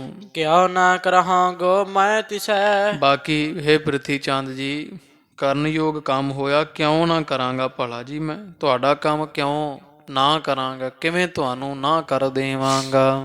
ਜਿਸ ਤੇ ਸੁਖ ਪਾਉ ਕਿਉਂਕਿ ਮੈਨੂੰ ਆਪ ਸੁੱਖ ਬੜਾ ਮਿਲਣਾ, ਇਹਨੂੰ ਅਜੇ ਪਤਾ ਨਹੀਂ ਕਰਨਾ ਕੀ, ਪਰ ਉਹ ਪੈਸੇ ਤਾਂ ਦੱਸ ਦਿੱਤੇ ਨਾ ਪ੍ਰਿਥੀ ਚੰਦ ਨੇ ਵੀ ਇੰਨੇ ਕੁ ਦੇ ਦੇਵਾਂਗਾ ਵੀ ਸਾਰੀ ਉਮਰ ਤੈਨੂੰ ਕੰਮ ਕਰਨ ਦੀ ਲੋੜ ਨਾ ਪਵੇਗੀ।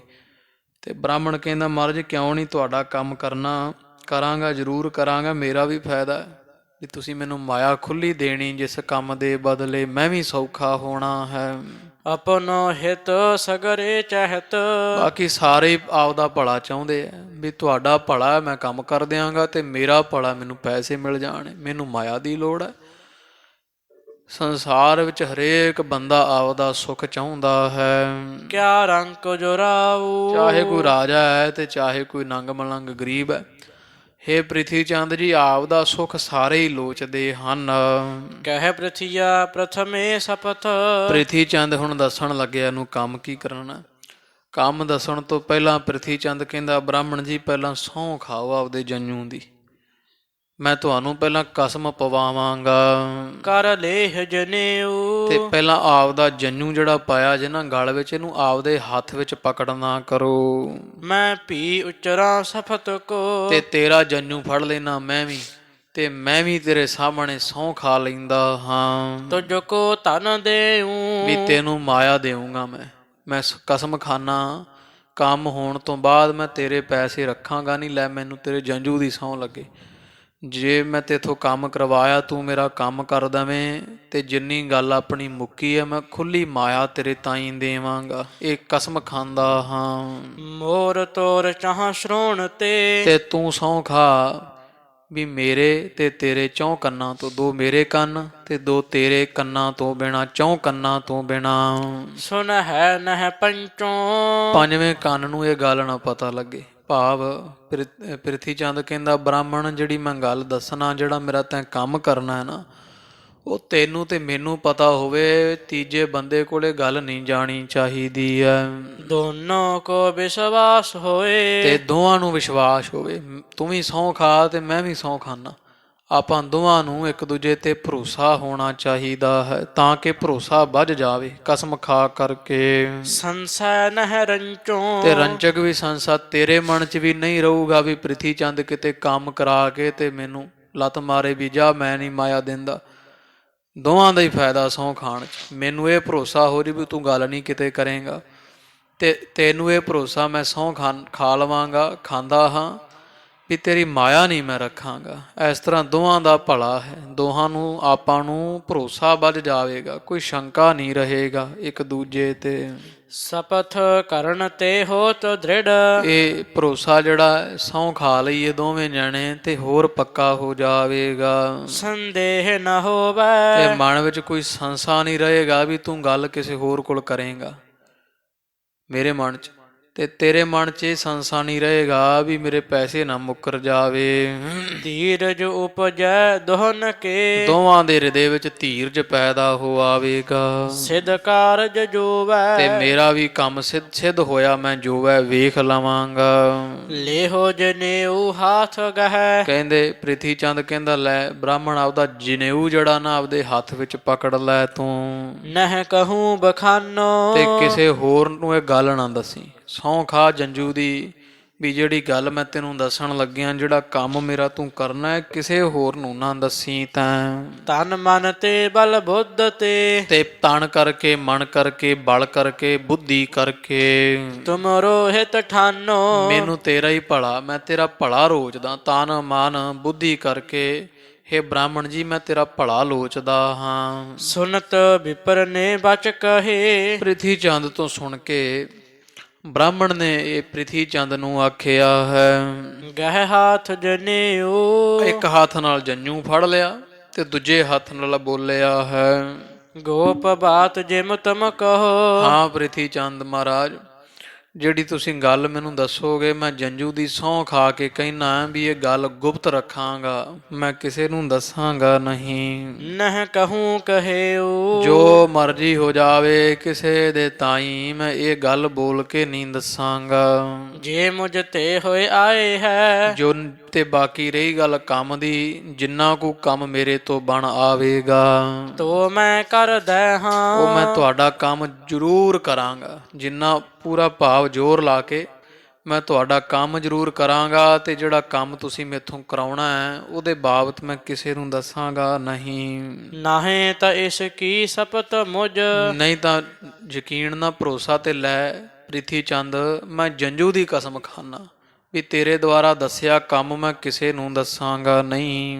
ਨਹਿ ਆਨ ਸੁਨੈ ਵੀ ਹਾਂ। ਆਪਣੇ ਦੋਹਾਂ 'ਚ ਹੀ ਗੱਲ ਰਹੇਗੀ। ਸੁਣ ਪ੍ਰਿਥੀਏ ਧੀਰਜ ਭਈ। ਸੁਣ ਕੇ ਪ੍ਰਿਥੀ ਚੰਦ ਨੂੰ ਬੜੀ ਧੀਰਜ ਹੋ ਗਈ ਵੀ ਲੈ ਬ੍ਰਾਹਮਣ ਤਾਂ ਪੈਸੇ ਵੇਖ ਕੇ ਮਰ ਗਿਆ, ਹੁਣ ਮੇਰਾ ਕੰਮ ਸੌਖਾ ਹੋਵੇਗਾ। ਨਿਜ ਕਪਟ ਸੁਨਾਵਾ। ਤੇ ਆਪਦੇ ਮਨ ਦਾ ਫਿਰ ਧੋਖਾ ਉਹ ਬ੍ਰਾਹਮਣ ਨੂੰ ਸੁਣਾ ਕੇ ਦੱਸਣ ਲੱਗਿਆ ਵੀ ਕੰਮ ਕੀ ਕਰਨਾ ਹੈ। ਹੇ ਦਿਜ ਅਬ ਉਪਕਾਰ ਕਰ। ਹਾਂ, ਕਹਿੰਦਾ ਬ੍ਰਾਹਮਣ ਜੀ ਇਹ ਕੰਮ ਨਹੀਂ, ਇਹ ਪਰਉਪਕਾਰ ਹੈ। ਬੜਾ ਵੱਡਾ ਤੂੰ ਪਰਉਪਕਾਰ ਭਲਾ ਪੁੰਨ ਦਾ ਇੱਕ ਕੰਮ ਕਰਨਾ ਹੈ। ਧਨ ਲਿਹੋ ਮਨ ਭਾਵਾ। ਉਹ ਕੰਮ ਕਰਨ ਦੇ ਬਦਲੇ ਤੂੰ ਮਨ ਪਾਉਂਦਾ, ਜਿੰਨਾ ਤੇਰਾ ਮਨ ਚਾਹੁੰਦਾ ਓਨਾ ਹੀ ਤੈਨੂੰ ਧਨ ਮਿਲ ਜਾਵੇਗਾ। ਹਰ ਗੋਬਿੰਦ ਕੋ ਦੇਹੋ ਬਿਖ। ਉਹ ਬ੍ਰਾਹਮਣ ਕਹਿੰਦਾ ਮਹਾਰਾਜ ਬੁਝਾਰ ਤਾਂ ਪਾਈ ਜਾਓਗੇ, ਦੱਸੋਗੇ ਕੀ ਕੰਮ ਕਰਨਾ, ਮੈਂ ਕਰਨ ਨੂੰ ਤਿਆਰ ਹਾਂ। ਪ੍ਰਿਥੀ ਚੰਦ ਕਹਿੰਦਾ ਕੰਮ ਇਹ ਕਰਨਾ ਵੀ ਮੇਰੇ ਭਤੀਜੇ ਗੁਰੂ ਅਰਜਨ ਦੇਵ ਮਹਾਰਾਜ ਦੇ ਪੁੱਤ ਨੂੰ ਜ਼ਹਿਰ ਦੇਣਾ, ਕਰੇਗਾ ਕੰਮ? ਇਹ ਪ੍ਰਿਥੀ ਚੰਦ ਨੇ ਆਖਿਆ ਹੈ ਇਹ ਕਾਰਜ ਮੇਰਾ। ਇਹ ਮੇਰਾ ਕੰਮ ਕਰਨਾ ਤੇਰੇ ਤਾਈਂ ਬਣ ਆਉਂਦਾ ਹੈ। ਸਾਲਿ ਹਿਰਦੈ ਕਰਤਾ ਕਰਕ।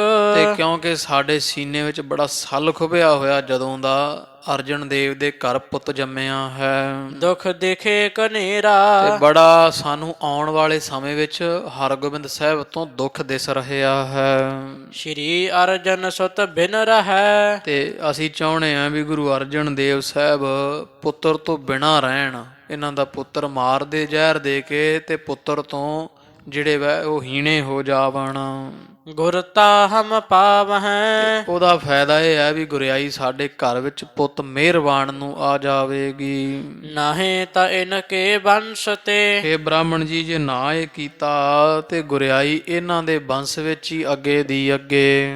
ਕਿਆਹੋ ਨ ਕਰ ਆਵਹਿ। ਹਰਗੋਬਿੰਦ ਸਾਹਿਬ ਇਸ ਤੋਂ ਬਾਅਦ ਇਹਨਾਂ ਦੇ ਪੁੱਤਰਾਂ ਨੂੰ ਅੱਗੇ ਦੀ ਅੱਗੇ ਚਲੀ ਜਾਣੀ ਹੈ, ਤੇ ਹੋਰ ਕਿਸੇ ਤਰੀਕੇ ਨਾਲ ਸਾਡੇ ਹੱਥ ਵਿੱਚ ਗੁਰਿਆਈ ਨਹੀਂ ਆਵੇਗੀ। ਲੇਹੋ ਰਜਤ ਪਨ ਪੰਚ ਸੈ। ਤੇ 500 ਮੋਹਰਾਂ ਉਹਨਾਂ ਸਮੇਂ ਸਾਧ ਸੰਗ ਜੀ 500 ਰਜਤਪਣ ਰੁਪਈਆ ਬਹੁਤ ਹੁੰਦਾ ਸੀ। ਕਈ ਏਕੜ ਜ਼ਮੀਨ ਆ ਜਾਂਦੀ ਸੀ 500 ਰੁਪਏ ਦੀ।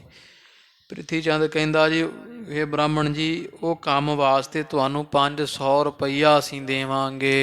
ਹਮ ਤੇ ਤਤਕਾਲਾ। ਤੇ ਚਾਹੇ ਲੈ ਲੈ ਸਾਥੋਂ ਪਹਿਲਾਂ ਲੈ ਲੈ, ਤੇ ਚਾਹੇ ਕੰਮ ਕਰਨ ਤੋਂ ਬਾਅਦ ਦੇਰੀ ਨਹੀਂ ਕਰਾਂਗੇ। ਬਹੁਤ ਛੇਤੀ ਤੇਰੀ ਮਾਇਆ ਤੈਨੂੰ ਮਿਲ ਜਾਵੇਗੀ।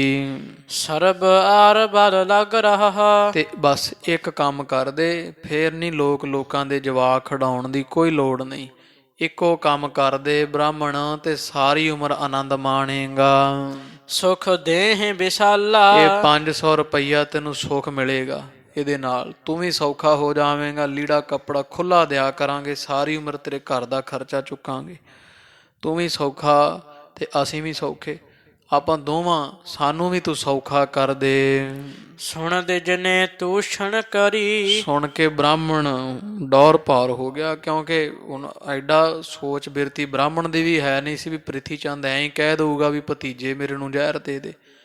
ਇੱਕ ਵਾਰੀ ਤਾਂ ਬ੍ਰਾਹਮਣ ਚੁੱਪ ਕਰ ਗਿਆ, ਸੁਨ-ਮਨ ਹੋ ਗਿਆ ਸੁਣ ਕਰਕੇ। ਪੁਨ ਪ੍ਰਿਥੀਆ ਭਾਖੈ। ਤੇ ਪ੍ਰਿਥੀ ਚੰਦ ਨੇ ਵੇਖਿਆ ਵੀ ਹੁਣ ਦੱਸ ਵੀ ਬੈਠੇ ਆ, ਤੇ ਇਹ ਨਾ ਹੋਵੇ ਵੀ ਉਹਨੇ ਰੌਲਾ ਪਾ ਦੇਵੇ। ਇਹਨੂੰ ਚੁੱਪ ਜਿਹਾ ਹੋਇਆ ਵੇਖ ਕੇ ਪ੍ਰਿਥੀ ਚੰਦ ਫਿਰ ਦਵਾ ਦਵ ਬੋਲਿਆ ਹੈ। ਮੋਹੇ ਜਨੇਊ ਕੀ ਸਪਥ। ਕਹਿੰਦਾ ਇਹ ਬ੍ਰਾਹਮਣ ਲੈ ਜੰਜੂ ਫੜ ਕੇ ਨਾ ਬ੍ਰਾਹਮਣ ਦਾ, ਤੇ ਇਹ ਕਹਿੰਦਾ ਹੈ ਪ੍ਰਿਥੀ ਚੰਦ ਵੀ ਬ੍ਰਾਹਮਣ ਜੀ ਲਓ, ਮੈਂ ਵੀ ਜੰਜੂ ਦੀ ਕਸਮ ਖਾਂਦਾ ਹਾਂ। ਧਨ ਕਹਿਓ ਨਾ ਰਾਖੈ। ਵੀ 500 ਰੁਪਈਆ ਜਿਹੜਾ ਦੇਣਾ ਉਹ ਦੇਊਂਗਾ, ਮੈਂ ਰੱਖਾਂਗਾ ਨਹੀਂ। ਤੁਹਾਨੂੰ ਉਸ ਤੋਂ ਵੀ ਵੱਧ ਮਾਇਆ ਦਿੱਤੀ ਜਾਵੇਗੀ। ਅਪਰ ਰੀਤ ਖਾਤਰ ਜਮਾ। ਤੇ ਹੋਰ ਵੀ ਜਿੰਨੀ ਵੀ ਤਸੱਲੀ ਕਰਨ ਜੋਗਾ ਹੋਇਆ, ਮੈਂ ਜਿੰਨਾ ਵੀ ਧਨ ਦੇ ਦੇ ਕੇ ਮਾਇਆ ਕਰਕੇ ਜਿੰਨੀ ਤੁਹਾਡੀ ਤਸੱਲੀ ਕਰਵਾਵਾਂਗਾ। ਜਿਮ ਹੋਵਹਿ ਤੇਰੀ। ਹੋਰ ਦੱਸ ਬ੍ਰਾਹਮਣ ਜੀ ਵੀ ਤੈਨੂੰ ਤਸੱਲੀ ਕਿਵੇਂ ਚਾਹੀਦੀ ਹੈ? ਮੈਂ ਤੇਰੇ ਜੰਜੂ ਦੀ ਸਹੁੰ ਖਾ ਕੇ ਕਹਿਣਾ ਵੀ 500 ਰੁਪਈਆ ਤਾਂ ਦੇਵਾਂਗਾ, ਹੋਰ ਵੀ ਬੜੇ ਤਰੀਕੇ ਨਾਲ ਤੇਰੀ ਤਸੱਲੀ ਹੋ ਜਾਵੇਗੀ। ਮਾਇਆ ਦੇਵਾਂਗੇ, ਇਸ ਤੋਂ ਇਲਾਵਾ ਕੱਪੜਾ, ਘਰ ਦਾ ਰਾਸ਼ਨ ਪਾਣੀ, ਸਾਰੀ ਉਮਰ ਦਾ ਖਰਚਾ। ਇਹੋ ਜਿਹੀਆਂ ਮਿੱਠੀਆਂ ਗੱਲਾਂ ਇਹ ਬ੍ਰਾਹਮਣ ਨੂੰ ਆਖਦਾ ਹੈ। ਹਮ ਨਹਿ ਕੂਰਬ ਤੇ ਖਾਨਤੇ ਤੇਰੇ ਜੰਨੂ ਦੀ ਸਹੁੰ ਖਾਨਾ ਮੈਂ ਵੀ, ਮੈਂ ਤੇਰੇ ਤਾਈਂ ਇੱਕ ਰੱਤੀ ਵੀ ਝੂਠ ਨਹੀਂ ਬੋਲਦਾ ਹਾਂ। ਕਿਉ ਚਿੰਤ ਤੇ ਕਨੇਰੀ ਤੂੰ ਚੁੱਪ ਕਿਉਂ ਹੋ ਗਿਆ ਮੇਰੀ ਗੱਲ ਸੁਣ ਕੇ? ਕਿਉਂ ਤੇਰੇ ਮਨ ਵਿੱਚ ਘਨੇਰੀ ਚਿੰਤਾ ਪਈ ਹੋਈ ਹੈ?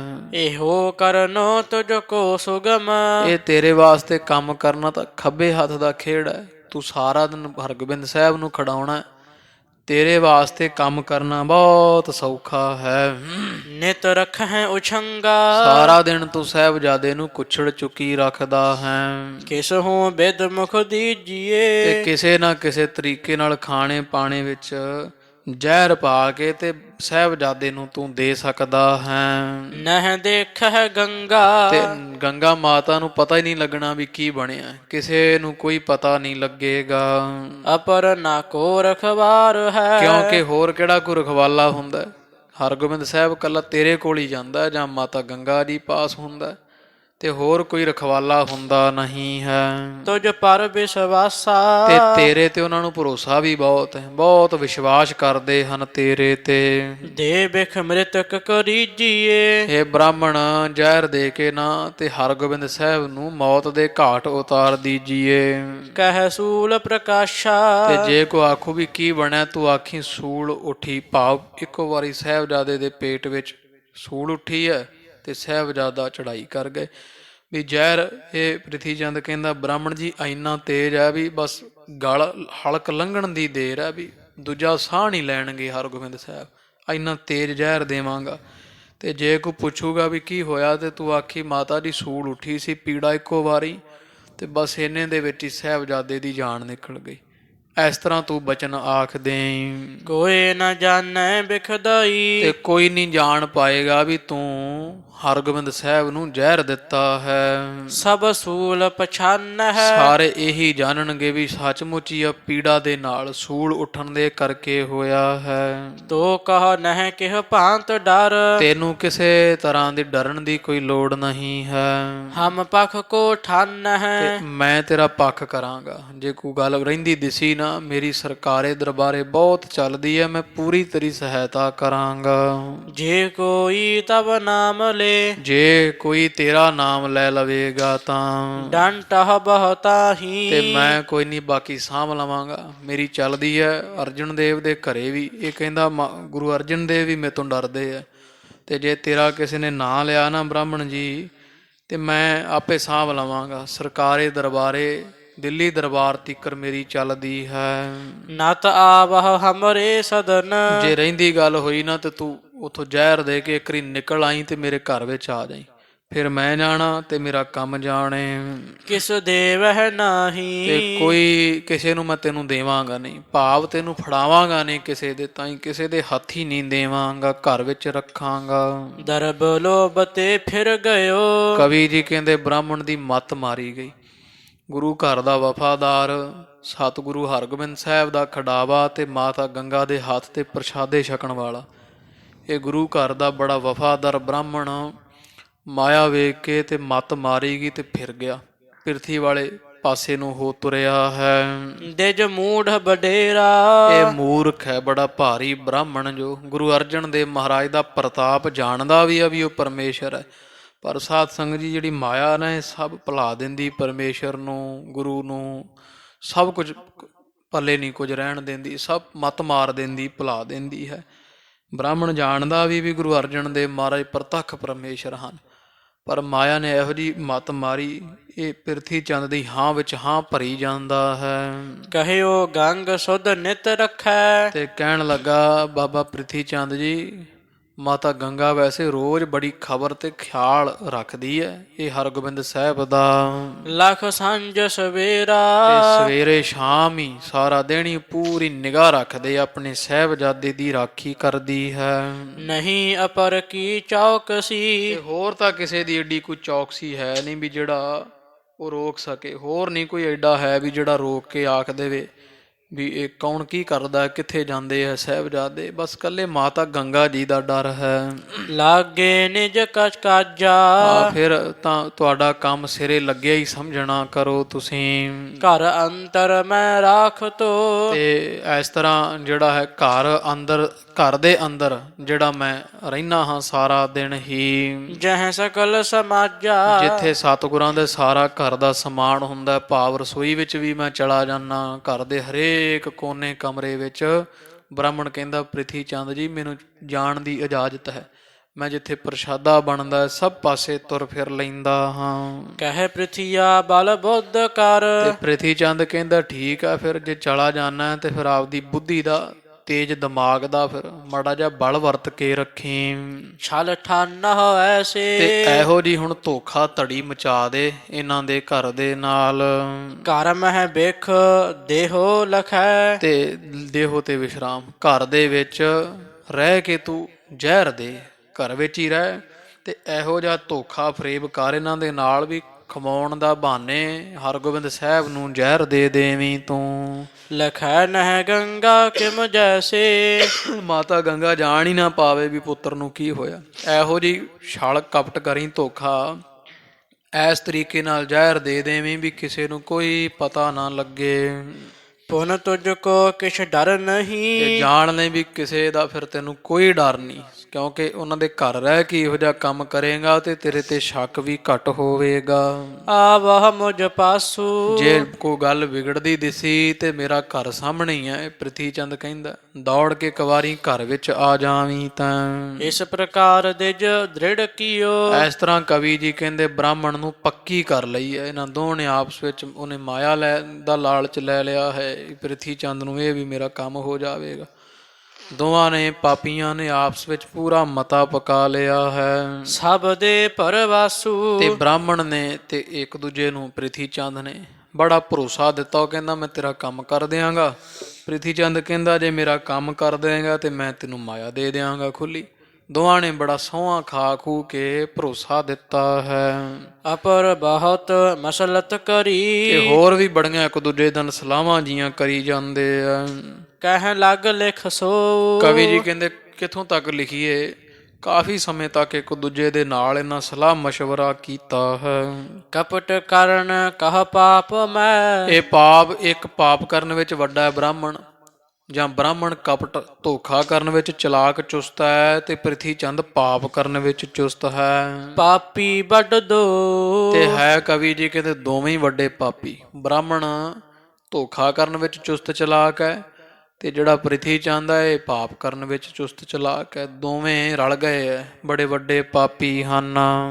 ਬਹੁਤ ਬਾਤ ਪਰ ਪਾਕਿਆ ਕਰ, ਤੇ ਇਸ ਤਰ੍ਹਾਂ ਸਹੁੰ ਖਾ ਖੂ ਕੇ ਬੜੀ ਬਾਤ ਇੱਕ ਦੂਜੇ ਦੀ ਪੱਕੀ ਕਰ ਲੈਣਾ ਕੀਤੀ, ਭਰੋਸਾ ਦਿੱਤਾ ਦਵਾਇਆ ਹੈ।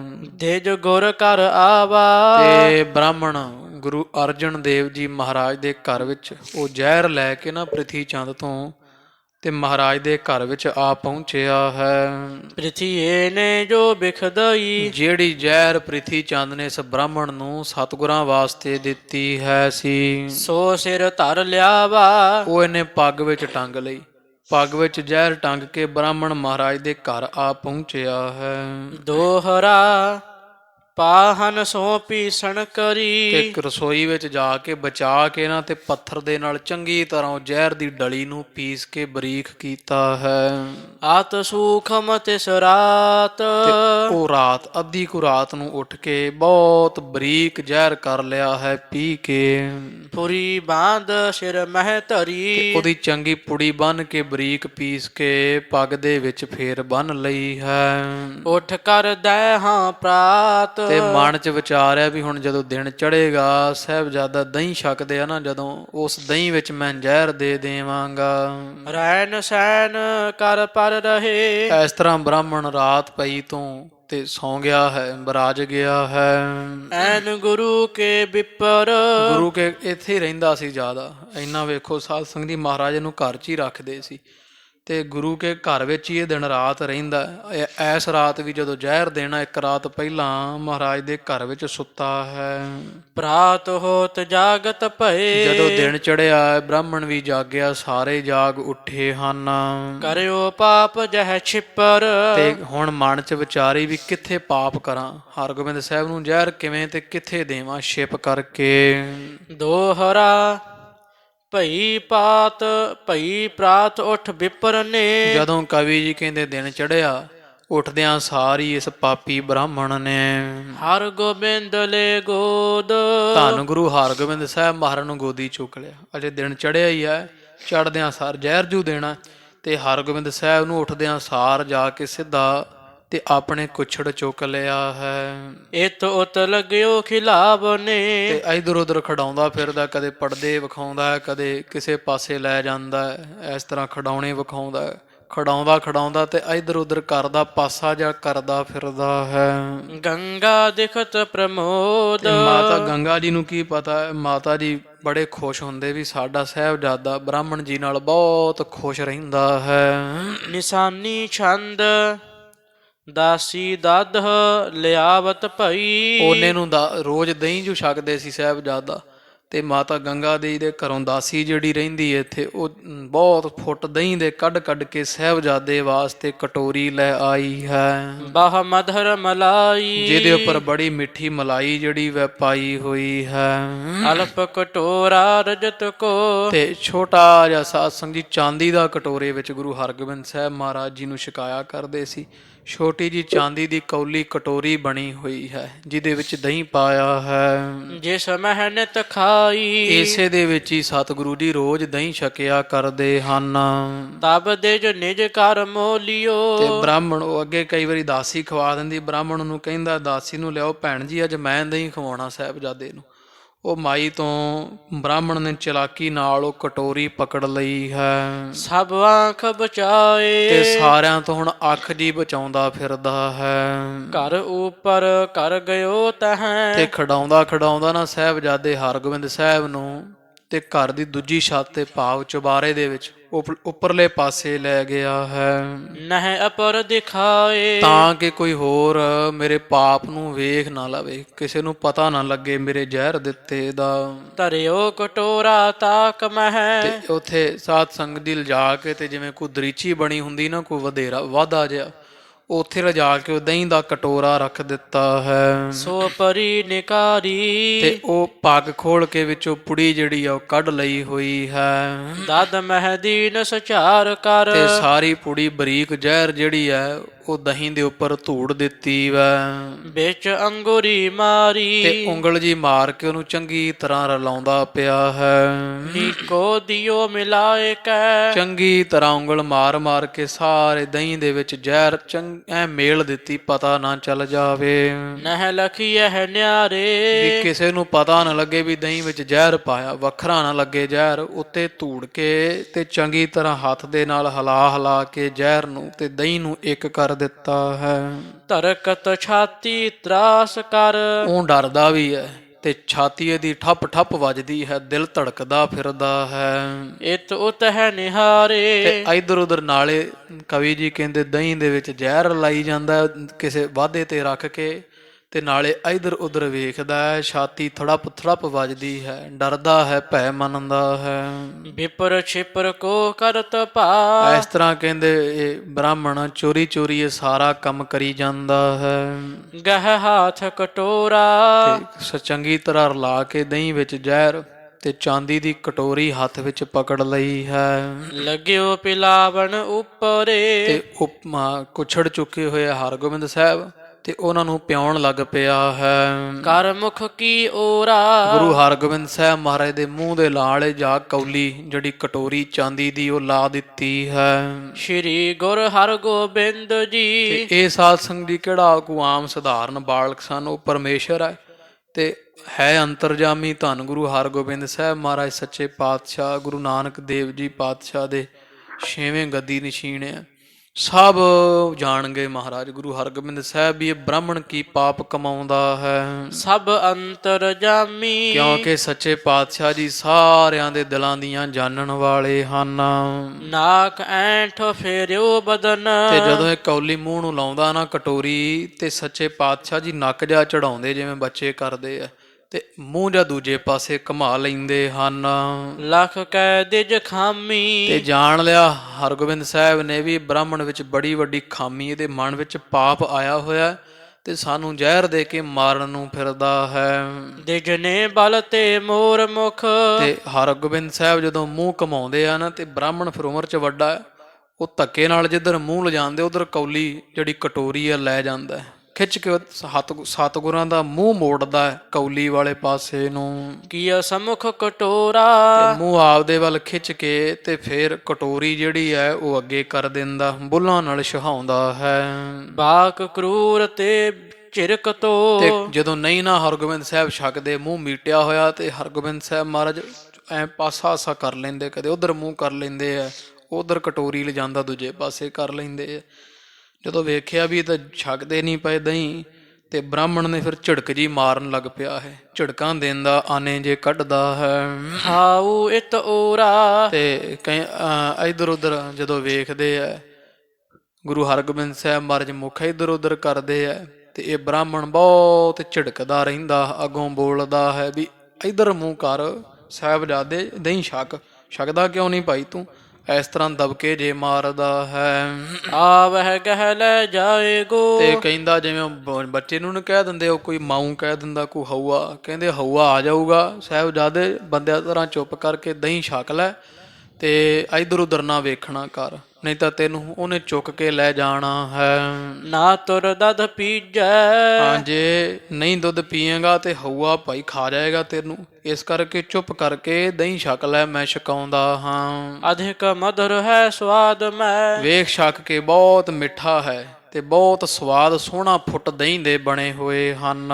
ਨਹਿ ਦੇਰ ਕਰੀਜੈ। ਕਿਉਂ ਦੇਰ ਕਰਦਾ ਛਕਣ ਲੱਗਿਆ ਤੂੰ।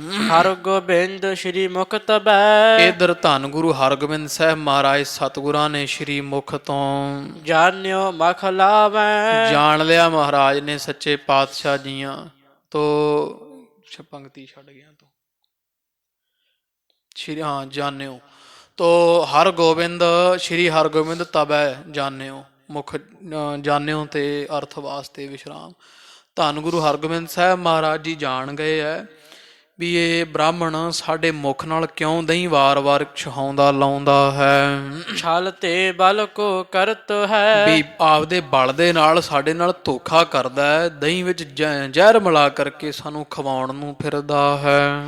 ਵੇਖ ਦੁਰਜਨ ਪਿਲਾਵੈ। ਤੇ ਬ੍ਰਾਹਮਣ ਸਾਨੂੰ ਧੋਖੇ ਦੇ ਨਾਲ ਦਹੀਂ ਦੇ ਵਿੱਚ ਮਿਲਾ ਕੇ ਜ਼ਹਿਰ ਖਵਾਉਂਦਾ ਫਿਰਦਾ ਹੈ। ਨਿਜ ਕਰ ਸੋ ਵੇਖ ਦਧੀ ਮਿਲ। ਤੇ ਮਹਾਰਾਜ ਸੱਚੇ ਪਾਤਸ਼ਾਹ ਜੀ ਆਪਦੇ ਹੱਥ ਦੇ ਨਾਲ ਜਿਹੜਾ ਦਹੀਂ ਵਾਲਾ ਕਟੋਰਾ ਹੈ ਸੀ, ਦੀਨੋ ਸੋ ਹਟਾਈ। ਤੇ ਉਹ ਜਿਵੇਂ ਹੱਥ ਜਾ ਬਲ ਹੈ ਵੀ ਮਹਾਰਾਜ ਵਿੱਚ ਬਹੁਤ ਸੀ, ਬ੍ਰਾਹਮਣ ਦਾ ਹੱਥ ਜਾ ਫੜ ਕੇ ਨਾ, ਜਦੋਂ ਇਹ ਬ੍ਰਾਹਮਣ ਕਟੋਰੀ ਮੂੰਹ ਨੂੰ ਲਾਉਂਦਾ ਮਹਾਰਾਜ ਦੇ, ਸਤਿਗੁਰੂ ਹੱਥ ਜਾ ਫੜ ਕੇ ਕੌਲੀ ਨੂੰ ਲਾ ਕੇ ਤਲੀ ਜੀ ਤੇ ਪਾਸੇ ਕਰ ਦਿੰਦੇ ਹਨ। ਨਿਕਟ ਨਮੁਖ ਕੋ ਕਰਤ ਭੇ। ਉਹ ਕਟੋਰੀ ਦੇ ਲਾਗੇ ਹੀ ਮੂੰਹ ਨਹੀਂ ਕਰਦੇ ਆ, ਕਦੇ ਕਿਸੇ ਪਾਸੇ ਘੁਮਾ ਲੈਂਦੇ, ਕਦੇ ਕਿਧਰ ਨੂੰ ਕਰ ਲੈਂਦੇ ਆ, ਇਤ ਉਤ ਫਿਰ ਜਾਈ। ਇਧਰ ਉਧਰ ਮੂੰਹ ਫੇਰ ਲੈਂਦੇ ਹਨ। ਵਿਪਰ ਕ੍ਰੋਧ ਕੋ ਕਰਤਬ ਹੈ। ਜਦੋਂ ਨਾ ਦਹੀਂ ਛਕਦਾ ਵੇਖਿਆ ਤੇ ਬ੍ਰਾਹਮਣ ਬਹੁਤ ਕ੍ਰੋਧ ਵਿੱਚ ਆਇਆ ਹੈ। ਤਾੜਤ ਝਿੜਕੰਤਾ। ਤੇ ਹਜ਼ੂਰ ਨੂੰ ਤਾੜਨਾ ਜੀ ਕਰਦਾ, ਝਿੜਕਾਂ ਜੀਆਂ ਮਾਰਦਾ ਹੈ। ਗਹੇ ਹਾਥ ਦਵੈ ਹਾਥ ਇੱਕ ਬਲ। ਚੱਜ ਨਾਲ ਪੜ। ਗਹੇ ਹਾਥ ਦਵੈ ਹਾਥ ਇੱਕ ਤੋ ਇੱਕ ਹੱਥ ਜਿਹੜੇ ਮਹਾਰਾਜ ਸਤਿਗੁਰੂ ਹਰਗੋਬਿੰਦ ਸਾਹਿਬ ਮਹਾਰਾਜ ਦੇ ਹੱਥ ਆ ਨਾ ਦੋਵੇਂ, ਜਦੋਂ ਵੇਖਿਆ ਵੀ ਦਹੀਂ ਨਹੀਂ ਛਕਦੇ ਸਾਹਿਬਜ਼ਾਦੇ, ਤੇ ਹੱਥ ਛੋਟੇ ਸੀ ਮਹਾਰਾਜ ਦੇ, ਬ੍ਰਾਹਮਣ ਨੇ ਨਾ ਦੋਵੇਂ ਹੱਥ ਜਿਹੜੇ ਐਂ ਕਰਕੇ ਝੋਲੀ ਵਿੱਚ ਹਰਗੋਬਿੰਦ ਸਾਹਿਬ ਦੇ ਕਰਕੇ ਇਕੱਠੇ ਹੱਥ, ਤੇ ਇੱਕ ਹੱਥ ਨਾਲ ਚੰਗੀ ਤਰ੍ਹਾਂ ਘੁੱਟ ਕੇ ਦੋਵੇਂ ਹੱਥ ਪਕੜ ਲਏ ਹਨ। ਬਾਲ ਸਕਲ ਕਰੰਤਾ। ਤੇ ਆਪਦਾ ਜ਼ੋਰ ਲਾ ਕੇ ਹੁਣ ਦਹੀਂ ਖਵਾਉਣ ਲੱਗਿਆ ਹੈ।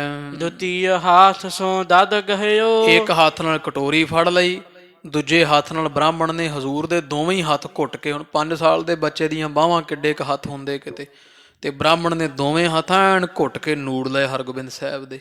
ਕਟੋਰੀ ਮੁਖ ਨੂੰ ਲਾਉਂਦਾ, ਇੱਕ ਹੱਥ ਵਿੱਚ ਪਕੜ ਕੇ ਬਲ ਕਰ ਲਾਇਓ। ਬੜਾ ਜ਼ੋਰ ਲਾਉਂਦਾ ਹੈ ਵੀ ਇਹਨਾਂ ਨੂੰ ਦਹੀਂ ਪਿਆਇਆ ਜਾਵੇ ਕਿਸੇ ਤਰ੍ਹਾਂ।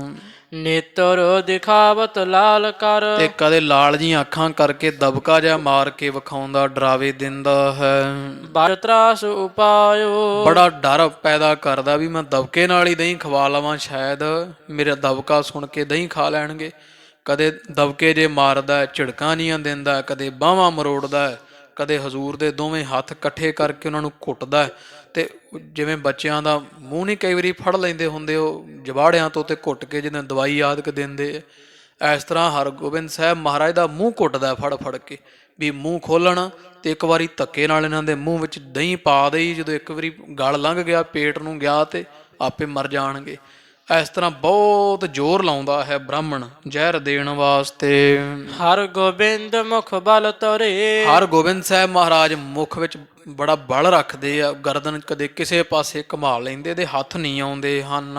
ਚਿੰਗਾਰ ਪੁਕਾਰੀ। ਤੇ ਜਦੋਂ ਨਾ ਹਟਿਆ ਬ੍ਰਾਹਮਣ ਸਾਧ ਸੰਗਤ ਜੀ, ਤੇ ਹਰਗੋਬਿੰਦ ਸਾਹਿਬ ਦੀਆਂ ਕੁਝ ਸਮਾਂ ਤਾਂ ਵੇਖਿਆ, ਜਦੋਂ ਨਾ ਹਟਿਆ ਮਹਾਰਾਜ ਨੇ ਫਿਰ ਬਹੁਤ ਉੱਚੀ ਆਵਾਜ਼ ਵਿੱਚ ਚੰਗਾਰ ਮਾਰੀ, ਜਿਵੇਂ ਬੱਚੇ ਕੂਕ ਮਾਰਦੇ ਨਾ ਤਿਹੱਥੜ ਜੀ।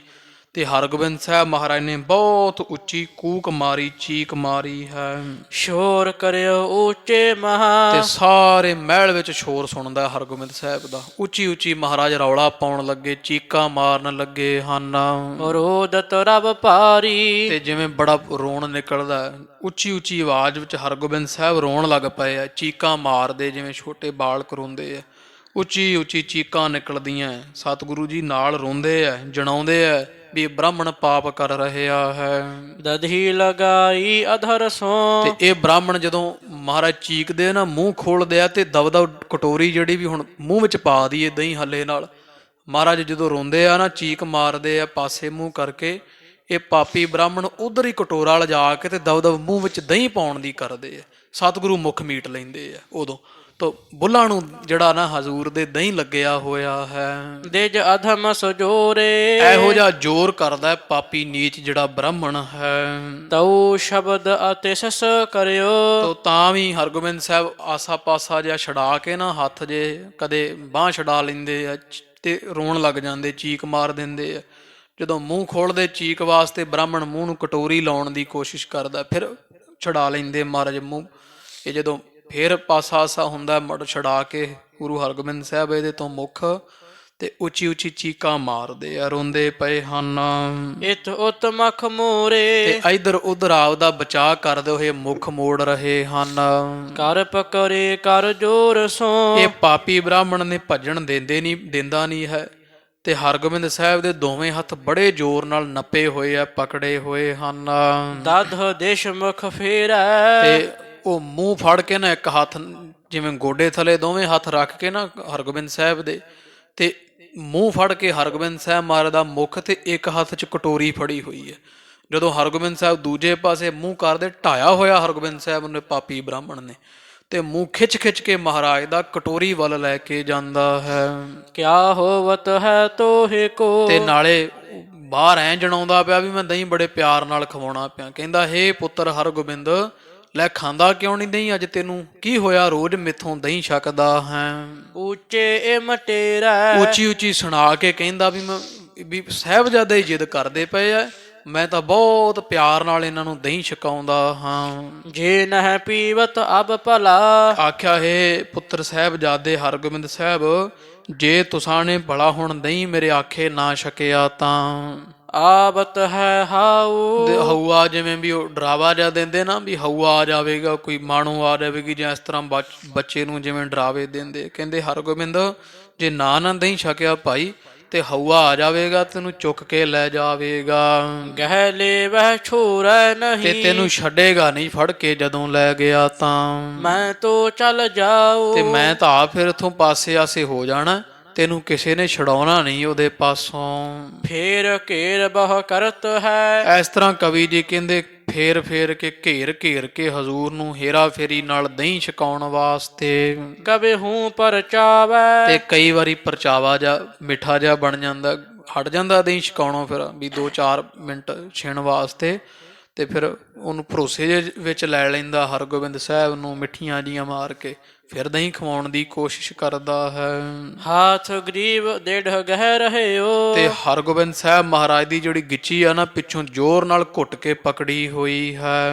ਦਧ ਸਮੁਖ ਲਿਜਾਵੇ। ਤੇ ਧੌਣ ਫੜ ਕੇ ਵਾਰ-ਵਾਰ ਦਹੀਂ ਦੇ ਕਟੋਰੇ ਦੇ ਕੋਲ ਲੈ ਲੈ ਜਾਂਦਾ ਹੈ। ਏਕ ਬਾਰ ਕਿਮ ਪੀਓ ਤੇ ਲੈ। ਮਨ ਵਿੱਚ ਇਹਦੇ ਪਾਪ ਇਹ ਹੈ ਵੀ ਜੇ ਕਿਸੇ ਨਾ ਕਿਸੇ ਤਰ੍ਹਾਂ ਇੱਕ ਘੁੱਟ ਵੀ ਦਹੀਂ ਦੀ ਹਰਗੋਬਿੰਦ ਸਾਹਿਬ ਪੀ ਲੈਣ ਤਾਂ ਚਾਹਤ ਚਿਤ ਮਾਹੀ। ਤੇ ਮੇਰੇ ਮਨ ਦੀ ਭੌਂਦੀ ਹੋ ਜਾਵੇਗੀ, ਮੇਰਾ ਰੀਝ ਪੂਰੀ ਹੋ ਜਾਵੇਗੀ। ਬਹੁਰ ਕਰਹਿ ਰੋਦਨ ਅਧਿਕ। ਤੇ ਫਿਰ ਇਸ ਤਰ੍ਹਾਂ ਇਹ ਬ੍ਰਾਹਮਣ ਕਹਿੰਦਾ ਮੇਰੇ ਮਨ ਦੀ ਪੂਰੀ ਹੋ ਜਾਵੇਗੀ ਜੇ ਕਿਤੇ ਪੀ ਲੈਣ ਦਹੀਂ ਤਾਂ। ਤੇ ਇਸੇ ਤਰ੍ਹਾਂ ਬਹੁਰ ਕਰਹਿ ਰੋਦਨ ਅਧਿਕ। ਇਸ ਤੋਂ ਬਾਅਦ ਫਿਰ ਹਰਗੋਬਿੰਦ ਸਾਹਿਬ ਜਿੰਨਾ ਮਰਜ਼ੀ ਰੋਈ ਜਾਣ, ਇੱਕ ਵਾਰੀ ਦਹੀਂ ਖਾ ਲੈਣ, ਫੋਟੀ ਖਾ ਲੈਣ ਚਾਹੇ, ਤੇ ਫਿਰ ਜਿੰਨਾ ਮਰਜ਼ੀ ਰੋਈ ਪਿੱਟੀ ਜਾਵਣ। ਮੁਝ ਕੋ ਡਰ ਨਾਹੀ। ਫਿਰ ਮੈਨੂੰ ਕਿਸੇ ਦਾ ਕੋਈ ਡਰ ਨਹੀਂ। ਇੱਕ ਵਾਰੀ ਦਹੀਂ ਖਾ ਲੈਣ ਫਿਰ ਰੋਈ ਜਾਣ ਰੋਂਦੇ ਤਾਂ ਫਿਰ ਬਚਣਾ ਥੋੜਾ, ਫਿਰ ਜ਼ਹਿਰ ਨਾਲੇ ਮਰ ਜਾਵਣਗੇ। ਕੰਪਤ ਕਰ ਤਰਾਸਤ ਰਿਦਾ। ਇਹ ਹੁਣ ਟਾਈਮ ਬਹੁਤ ਸਮਾਂ ਹੋ ਗਿਆ ਸਾਹਿਬਜ਼ਾਦੇ ਨੂੰ ਚੀਕਾਂ ਮਾਰਦੇ ਨੂੰ, ਪਤਾ ਵੀ ਕੋਈ ਨਾ ਕੋਈ ਆਵੇਗਾ। ਇਹਦੇ ਹੱਥ ਕੰਬਣ ਲੱਗ ਪਏ ਬ੍ਰਾਹਮਣ ਦੇ ਡਰ ਦੇ ਨਾਲ। ਰਿਦਾ ਵੀ ਇਹਦਾ ਬੜਾ ਭੈ ਭੀਤ ਹੋ ਰਿਹਾ ਹੈ। ਧੀਰਜ ਸਭ ਨਾਸਾ। ਤੇ ਇਹਨੇ ਵੇਖਿਆ ਵੀ ਹੁਣ ਕੰਮ ਤਾਂ ਖਰਾਬ ਹੋ ਗਿਆ, ਵੀ ਜਾਂ ਤਾਂ ਹੁਣ ਦਹੀਂ ਦੇਣਾ ਹੀ ਪੈਣਾ, ਜਿਵੇਂ ਮਰਜ਼ੀ ਦੇਈਏ। ਜੇ ਛੱਡ ਦਿੱਤਾ ਸਾਹਿਬਜ਼ਾਦੇ ਨੂੰ ਐਉਂ ਤੇ ਮੇਰਾ ਪਰਦਾ ਖੁੱਲ੍ਹ ਜਾਣਾ। ਇਸ ਕਰਕੇ ਇਹ ਮਨ 'ਚ ਵਿਚਾਰਦਾ ਵੀ ਕਿਸੇ ਨਾ ਕਿਸੇ ਹੀਲੇ ਨਾਲ ਹੁਣ ਦਹੀਂ ਦਿੱਤਾ ਜਾਵੇ, ਜੇ ਛਕ ਲੈਣ ਫਿਰ ਮੈਨੂੰ ਕੋਈ ਡਰ ਨਹੀਂ। ਤੇ ਇਹਦਾ ਧੀਰਜ ਜਿਹਾ ਖੋਣ ਲੱਗਿਆ, ਹੱਥ ਕੰਬਣ ਲੱਗੇ ਤੇ ਰਿਦਾ ਬੜਾ ਡਰਦਾ। ਤੇ ਇਹਦੇ ਹੱਥੋਂ ਖੇਡ ਜਿਹੜੀ ਨਾ ਬ੍ਰਾਹਮਣ ਦੇ ਹੱਥੋਂ ਜਾਂਦੀ ਦਿਸਦੀ ਹੈ। ਰੁਦਤ ਪਸਾਰਤ ਬਦਨ ਜਬ। ਇਧਰ ਹਰਗੋਬਿੰਦ ਸਾਹਿਬ ਮਹਾਰਾਜ ਉੱਚੀ ਉੱਚੀ ਜਦੋਂ ਰੋਂਦੇ ਆ ਤੇ ਰੋਣ ਵਾਸਤੇ ਮੁਖ ਖੋਲਦੇ ਹਨ। ਦਧ ਕਰ ਮੁਖ ਪਾਸਾ। ਤੇ ਇਹ ਦਬਦਬ ਮੂੰਹ ਮਹਾਰਾਜ ਦਾ ਫੜ ਕੇ ਦਹੀਂ ਦੇ ਕਟੋਰੇ ਵਾਲੇ ਪਾਸੇ ਨੂੰ, ਜਾਂ ਕਟੋਰਾ ਫੜ ਕੇ ਮੂੰਹ ਵਾਲੇ ਪਾਸੇ ਲਾ ਦਿੰਦਾ ਹੈ। ਪਾਵਾਂ ਕਿ ਮਹਲੰਗਾਏ ਲੈ। ਵੀ ਕਿਵੇਂ ਨਾ ਕਿਵੇਂ ਤਰ੍ਹਾਂ ਅੱਜ ਇੱਕ ਵਾਰੀ ਦਹੀਂ ਇਹਨਾਂ ਦੇ ਹਲਕ ਵਿੱਚੋਂ ਲੰਘ ਜਾਵੇ ਜੇ। ਉਦਰ ਅੰਤਰ ਜਾਵੇ। ਤੇ ਜੇ ਪੇਟ ਵਿੱਚ ਕਿਤੇ ਥੋੜਾ ਤੁਪਕਾ ਵੀ ਦਹੀਂ ਦਾ ਚਲਾ ਗਿਆ ਤੇ ਮੇਰਾ ਕੰਮ ਹੋ ਜਾਵੇਗਾ। ਪੁਨ ਚੋਰੀ ਛਪ ਜਾਏਗੀ। ਤੇ ਨਾਲੇ ਮੇਰੀ ਚੋਰੀ ਛੁਪ ਜਾਏਗੀ। ਜੇ ਹੁਣ ਛੱਡ ਦਿੱਤਾ ਸਾਹਿਬਜ਼ਾਦੇ ਨੂੰ ਤੇ ਫਿਰ ਤਾਂ ਮੇਰਾ ਪਰਦਾ ਜ਼ਾਹਰ ਹੋ ਜਾਣਾ, ਹੁਣ ਇਹਨੂੰ ਛੱਡਣਾ ਨਹੀਂ ਹੈ। ਇਸ ਤਰ੍ਹਾਂ ਵਿਚਾਰਦਾ ਹੈ। ਕਾਰਜ ਬਨ ਆਵੇ। ਤੇ ਮੇਰਾ ਕੰਮ ਵੀ ਬਣ ਆਵੇਗਾ। ਪ੍ਰਿਥੀ ਚੰਦ ਮੈਨੂੰ ਖੁੱਲੀ ਮੂੰਹ ਮੰਗੀ ਕੀਮਤ ਮਾਇਆ 500 ਰੁਪਈਆ, ਲੀੜਾ ਬਸਤਰ, ਖਾਣ ਪਾਣ ਵਾਸਤੇ ਰਸਤਾ ਬਹੁਤ ਕੁਝ ਦੇ ਦੇਵੇਗਾ। ਰੁਦਤ ਪੁਕਾਰੇ ਊਚ ਤਬ। ਉਹਨੇ ਨੂੰ ਸਾਧ ਸੰਗਤ ਦੀ ਹਰਗੋਬਿੰਦ ਸਾਹਿਬ ਮਹਾਰਾਜ ਸੱਚੇ ਪਾਤਸ਼ਾਹ ਜੀ ਉੱਚੀ ਉੱਚੀ ਰੋਣ ਲੱਗ ਪਏ ਹਨ।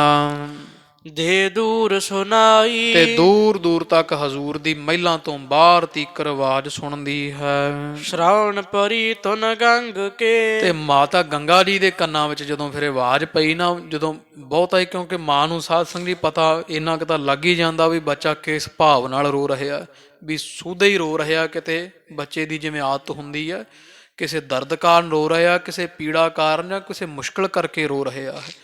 ਜਦੋਂ ਬਹੁਤ ਵਿਰਾਗਮਈ ਆਵਾਜ਼ ਵਿੱਚ ਰੋਂਦੇ ਆ ਨਾ ਹਰਗੋਬਿੰਦ ਸਾਹਿਬ ਮਹਾਰਾਜ, ਚੀਕਾਂ ਮਾਰਦੇ ਆ, ਚਿੰਗਾਰਾਂ ਮਾਰਦੇ ਆ, ਤੇ ਜਿਵੇਂ ਕਿਸੇ ਨੇ ਫੜਿਆ ਹੁੰਦਾ, ਘੁੱਟ ਕੇ ਦੱਬਿਆ ਹੁੰਦਾ। ਤੇ ਮਾਤਾ ਗੰਗਾ ਜੀ ਦੇ ਕੰਨਾਂ ਵਿੱਚ ਫਿਰ ਜਦੋਂ ਇਹ ਸਤਿਗੁਰਾਂ ਦੀ ਆਵਾਜ਼ ਪਈ ਹੈ। ਬੈਠੀ ਜਿਸ ਥਾਈ। ਮਾਤਾ ਗੰਗਾ ਜੀ ਜਿੱਥੇ ਬੈਠੇ ਹੋਏ ਸੀ ਉੱਥੇ ਘਰ ਹੇਠਲੇ ਥਾਂ ਤੇ ਮਾਤਾ ਗੰਗਾ ਜੀ ਸੀ। ਬ੍ਰਾਹਮਣ ਚਬਾਰੇ ਵਿੱਚ ਉੱਪਰ ਚੜਿਆ ਹੋਇਆ ਸੀ ਮਹਾਰਾਜ ਨੂੰ ਲੈ ਕੇ। ਮਾਤਾ ਗੰਗਾ ਜੀ ਆਵਾਜ਼ ਸੁਣ ਕਰਕੇ ਆਤੁਰ ਸ਼ਬਦ ਦੁਖਾਰ ਤੋ। ਜਾਣਿਆ ਵੀ ਸਾਹਿਬਜ਼ਾਦਿਆਂ ਦਾ ਆਵਾਜ਼ ਬੜਾ ਦੁਖੀ, ਜਿਵੇਂ ਕੋਈ ਬੱਚਾ ਆਵਾਜ਼ ਪੁਕਾਰਦਾ ਹੈ ਇਸ ਤਰ੍ਹਾਂ ਪੁਕਾਰਦੇ ਹਨ, ਚੀਕਾਂ ਮਾਰਦੇ ਆ। ਜੋ ਸੁਨਿਓ ਨ ਜਾਈ। ਤੇ ਸੁਣਿਆ ਨਹੀਂ ਜਾਂਦਾ ਸੀ। ਕਹਿੰਦੇ ਇੰਨਾ ਗੁਰੂ ਹਰਗੋਬਿੰਦ ਸਾਹਿਬ ਮਹਾਰਾਜ ਬਾਲਕ ਉਮਰ ਸੀ ਨਾ, ਤੇ ਇੰਨਾ ਤਰਲੇ ਨਾਲ ਰੋ ਰਹੇ ਸੀ ਵੀ ਸੁਣਿਆ ਨਹੀਂ ਜਾ ਰਿਹਾ ਸੀ। ਇਹ ਸਾਰੀ ਵਾਰਤਾ ਮਾਤਾ ਗੰਗਾ ਜੀ ਜਦੋਂ ਕੰਨਾਂ ਰਾਹੀਂ ਸੁਣ ਰਹੇ ਆ। ਦੌਰਤ ਸ਼੍ਰੀ ਅਰਜਨ ਨਿਕਟ। ਤੇ ਰਿਹਾ ਨਾ ਗਿਆ, ਸੁਣਿਆ ਨਾ ਗਿਆ ਮਾਤਾ ਜੀ ਤੋਂ। ਤੇ ਦੌੜੇ ਦੌੜੇ ਮਾਤਾ ਜੀ ਸਤਿਗੁਰੂ ਅਰਜਨ ਦੇਵ ਸਾਹਿਬ ਮਹਾਰਾਜ ਕੋਲ ਪਹੁੰਚੇ ਆ। ਤੂਰਨ ਚੱਲ ਆਈ। ਛੇਤੀ ਦੇ ਨਾਲ ਹਰਗੋਬਿੰਦ ਕੇ ਤੁਰਦਤ ਹੈ। ਆਖਿਆ ਮਹਾਰਾਜ ਹਰਗੋਬਿੰਦ ਸਾਹਿਬ ਕਿੱਥੇ? ਸਾਹਿਬਜ਼ਾਦੇ ਭਾਲਾ ਰੋਣ ਦੀ ਆਵਾਜ਼ ਆਉਂਦੀ ਆ, ਇੱਥੇ ਵੀ ਨਹੀਂ ਦਿਸਦੇ। ਕਿੱਥੇ ਰੋਂਦੇ ਹਨ ਸਾਡੇ ਸਾਹਿਬਜ਼ਾਦਾ ਜੀ। ਬਹੁ ਵਿਆਕੁਲ ਬਾਨੀ, ਕਿਉਂਕਿ ਉਹਨਾਂ ਦੀ ਆਵਾਜ਼ ਬੜੀ ਦੁਖੀ ਲੱਗਦੀ ਹੈ, ਬੜੇ ਵਿਆਕੁਲ ਹੋਏ ਰੋ ਰਹੇ ਹਨ। ਸੁਨੀਅਤ ਊਚ ਪੁਕਾਰਤੋ, ਸੁਣੋ ਸਹੀ ਜਰਾ ਮਹਾਰਾਜ, ਵੇਖੋ ਕਿੰਨੀ ਉੱਚੀ ਉੱਚੀ ਪੁਕਾਰ ਰਹੇ ਹਨ ਸਾਹਿਬਜ਼ਾਦਾ। ਅਤ ਸੰਕਟ ਸਾਨੀ, ਇਉਂ ਲੱਗਦਾ ਉਹਨਾਂ ਦੀ ਰੋਣ ਵਿੱਚ ਬੜਾ ਸੰਕਟ ਦੁੱਖ ਮਿਲਿਆ ਹੁੰਦਾ ਜਿਵੇਂ। ਸ਼੍ਰੀ ਗੁਰ ਪਾਖਤ ਪ੍ਰਾਤ ਤੇ ਤੇ, ਗੁਰੂ ਅਰਜਨ ਦੇਵ ਮਹਾਰਾਜ ਸੱਚੇ ਪਾਤਸ਼ਾਹ ਜੀ ਸੁਣ ਕੇ ਬੋਲੇ ਆ, ਦਿਜ ਗੋਦੀ ਲੀਨੋ, ਆਖਿਆ ਹੈ ਪਤਨੀ ਗੰਗਾ, ਉਹ ਸਵੇਰ ਦਾ ਆਪਣੇ ਘਰ ਜਿਹੜਾ ਬ੍ਰਾਹਮਣ ਰਹਿੰਦਾ ਖਡਾਵਾ ਸਾਹਿਬਜ਼ਾਦੇ ਦਾ, ਉਹੀ ਗੋਦੀ ਚੁੱਕੀ ਫਿਰਦਾ ਹੈ ਸੀ। ਉਪਰਲੇ ਘਰ ਮਹਿ ਗਇਓ, ਤੇ ਖੜਾਉਂਦਾ ਖੜਾਉਂਦਾ ਉਹ ਅਸੀਂ ਵੇਖਿਆ ਵੀ ਇੱਥੋਂ ਤਾਂ ਚੜ ਗਿਆ ਪੌੜੀਆਂ, ਉੱਪਰਲੀ ਛੱਤ ਤੇ ਚੁਬਾਰੇ ਵਿੱਚ ਲੈ ਗਿਆ ਹੈ। ਕਛ ਜਾਏ ਨ ਚੀਨੋ, ਹੁਣ ਜਾਣਿਆ ਨਹੀਂ ਜਾਂਦਾ ਵੀ ਕੀ ਗੱਲ ਹੈ, ਸਾਹਿਬਜ਼ਾਦੇ ਰੋਂਦੇ ਕਿਉਂ, ਹੈ ਤਾਂ ਬ੍ਰਾਹਮਣ ਜੀ ਦੇ ਪਾਸ ਹਨ। ਹੌਲ ਪਿਖਿਓ ਔਰ ਗੰਗ ਤੇ ਕੇ, ਮਾਤਾ ਗੰਗਾ ਜੀ ਦੇ ਹਿਰਦੇ ਵਿੱਚ ਹੌਲ ਜੇ ਪੈਂਦੇ ਜਦੋਂ ਵੇਖੇ। ਮਾਤਾ ਗੰਗਾ ਜੀ ਨੂੰ ਬਹੁਤ ਵਿਆਕੁਲ ਦੁਖੀ ਸਤਿਗੁਰਾਂ ਵੇਖਿਆ ਜਦੋਂ। ਗੁਰਦਾਸ ਤੇ ਪਠਾਇਓ, ਗੁਰੂ ਅਰਜਨ ਦੇਵ ਜੀ ਸਾਹਿਬ ਸੱਚੇ ਪਾਤਸ਼ਾਹ ਮਹਾਰਾਜ ਨੇ ਆਪਣਾ ਦਾਸ ਜਿਹੜਾ ਨਾ ਸੇਵਕ, ਉਹ ਜਿਹੜਾ ਭੇਜਣਾ ਕੀਤਾ ਹੈ, ਆਪਣੇ ਸੇਵਕ ਨੂੰ ਗਰੀਬ ਨਵਾਜ ਨੇ ਇਹ ਬ੍ਰਾਹਮਣ ਪਾਸ ਭੇਜਿਆ। ਆਖਿਆ ਵੀ ਸਿੱਖਾ ਵੇਖਾਂ ਜਰਾ ਵੀ ਹਰਗੋਬਿੰਦ ਸਾਹਿਬ ਕਿਉਂ ਰੋਂਦੇ ਹਨ। ਛਿਪਰ ਬਿਲੋ ਕਹਿ ਜਾਏ ਕਰ, ਵੀ ਛੇਤੀ ਜਾਹੇ ਗੁਰਮੁਖਾ ਵੇਖ ਜਾ ਕਰਕੇ ਤੈਂ। ਕਰ ਕੈਸੇ ਰੁਦਨਾਇਓ, ਵੀ ਹਰਗੋਬਿੰਦ ਸਾਹਿਬ ਕਿਉਂ ਇੰਨਾ ਚੀਕਾਂ ਝੰਗਾੜਾਂ ਮਾਰਦੇ ਆ, ਕਿਉਂ ਇੰਨਾ ਰੌਲਾ ਪਾ ਰਹੇ ਹਨ। ਦੌਰਤ ਦਾਸ ਪਹੁੰਚਿਓ, ਤੇ ਜਿਹੜਾ ਦਾਸ ਹੈ ਸਾਧ ਸੰਗਤ ਜੀ, ਉਹ ਦੌੜਦਾ ਦੌੜਦਾ ਜਿਹੜਾ ਹੈ ਪਹੁੰਚਿਆ ਹੈ ਉਸ ਬ੍ਰਾਹਮਣ ਦੇ ਪਾਸ। ਜਹ ਏਕਲ ਠਾਡੇ, ਉੱਥੇ ਹੋਰ ਕੋਈ ਨਹੀਂ ਸੀ, ਕੱਲੇ ਗੁਰੂ ਹਰਗੋਬਿੰਦ ਸਾਹਿਬ ਤੇ ਇਹ ਬ੍ਰਾਹਮਣ ਸਤਿਗੁਰਾਂ ਨੂੰ ਪਕੜੀ ਬੈਠਾ ਹੈ। ਹਾਥ ਬਿਕੈ ਦਧ ਲੈ ਰਹਿਓ, ਤੇ ਹੱਥ ਵਿੱਚ ਦਹੀਂ ਦਾ ਕਟੋਰਾ ਬ੍ਰਾਹਮਣ ਨੇ ਪਕੜਿਆ ਹੈ। ਛੋਰੇ ਕਰ ਗਾਢੇ, ਤੇ ਇਸ ਤਰ੍ਹਾਂ ਜਦੋਂ ਆਇਆ ਨਾ ਇਹ ਸਿੱਖ ਆਇਆ ਮਹਾਰਾਜ ਦਾ, ਇਹਨੇ ਵੇਖ ਲਿਆ ਪੌੜੀਆਂ ਚੋਂ ਪੈਰਾਂ ਦੀ ਆਵਾਜ਼, ਤੇ ਸਿੱਖ ਨੂੰ ਸਾਹਮਣੇ ਆਉਂਦਾ ਵੇਖ ਕੇ ਦਵਾ ਦਵਾ ਹਰਗੋਬਿੰਦ ਸਾਹਿਬ ਨੂੰ ਛੱਡ ਦਿੱਤਾ ਤੇ ਕੱਪੜਿਆਂ ਚੋਂ ਵੱਟ ਵੁੱਟ ਜੇ ਵੀ ਕੱਢ ਦਿੱਤੇ, ਹਾਲਤ ਜੀ ਸੁਧਾਰ ਦਿੱਤੀ ਹੱਲੇ ਦੇ ਨਾਲ। ਇਉਂ ਚਲਾਕੀ ਕੀਤੀ ਹੈ। ਰੁਦਨਾਇਓ ਕਿ ਮੈਂ ਵਿਪਰ ਤੁਮ, ਤੇ ਉਹ ਸਿੱਖ ਪੁੱਛਦਾ, ਬ੍ਰਾਹਮਣਾ ਕਿਉਂ ਭਾਈ ਤੂੰ ਜਵਾਕ ਨੂੰ ਲਹੂ ਪੀਤਾ ਹੋਇਆ, ਬੜਾ ਆਵਾਜ਼ ਸੁਣਦਾ ਹਰਗੋਬਿੰਦ ਸਾਹਿਬ ਦਾ, ਰੋਣ ਦੀ ਆਵਾਜ਼ ਆਈ ਜਾਂਦੀ ਹੈ। ਗੁਰ ਸੁਨ ਕਰ ਪੁੱਛਾ, ਗੁਰੂ ਅਰਜਨ ਦੇਵ ਮਹਾਰਾਜ ਨੇ ਥੱਲੇ ਆਵਾਜ਼ ਸੁਣਦੀ ਆ ਹਰਗੋਬਿੰਦ ਸਾਹਿਬ ਦੀ, ਤੇ ਸਤਿਗੁਰਾਂ ਨੇ ਮੈਨੂੰ ਭੇਜਿਆ ਪੁੱਛਣ ਵਾਸਤੇ ਵੀ ਕਿਉਂ ਰੋਂਦੇ ਆ, ਕੀ ਗੱਲ ਹੈ ਭਾਈ, ਕਿਉਂ ਹਰਗੋਬਿੰਦ ਸਾਹਿਬਜ਼ਾਦੇ ਨੂੰ ਇੰਨਾ ਰਵਾਇਆ ਜਾ ਰਿਹਾ ਹੈ। ਕਹਿਤ ਸੋ ਮੈਂ ਦਦ ਪਿਆਵਤ, ਕਹਿੰਦਾ ਮੈਂ ਕਾਹਦਾ ਰਵਾਉਣਾ ਹੈ, ਇਹ ਗੁਰਮੁਖਾ ਤਾਂ ਮੈਂ ਤਾਂ ਦਹੀਂ ਪਿਆ ਰਿਹਾ ਸਾਹਿਬਜ਼ਾਦੇ ਨੂੰ, ਇਹ ਸ਼ੱਕਦਾ ਨਹੀਂ ਹੈ।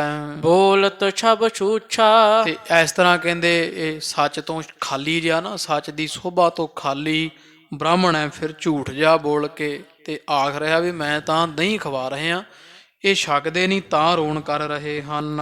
ਨਹਿ ਪੀਵਤ ਇਮ ਜਾਨ ਕੈ, ਤੇ ਇਹ ਸਿੱਖ ਨੇ ਜਾਣਿਆ ਵੀ ਚਲੋ ਸ਼ਾਇਦ ਤਾਂ ਹੀ ਸਾਹਿਬਜ਼ਾਦਾ ਏਡਾ ਚੀਕਾਂ ਮਾਰ ਰਹੇ ਵੀ ਬ੍ਰਾਹਮਣ ਦਹੀਂ ਪਿਆਉਂਦਾ ਹੋਣਾ, ਬੱਚੇ ਖਾਣ ਪੀਣ ਲੱਗਿਆਂ ਰੋਈ ਜਾਂਦੇ ਆ।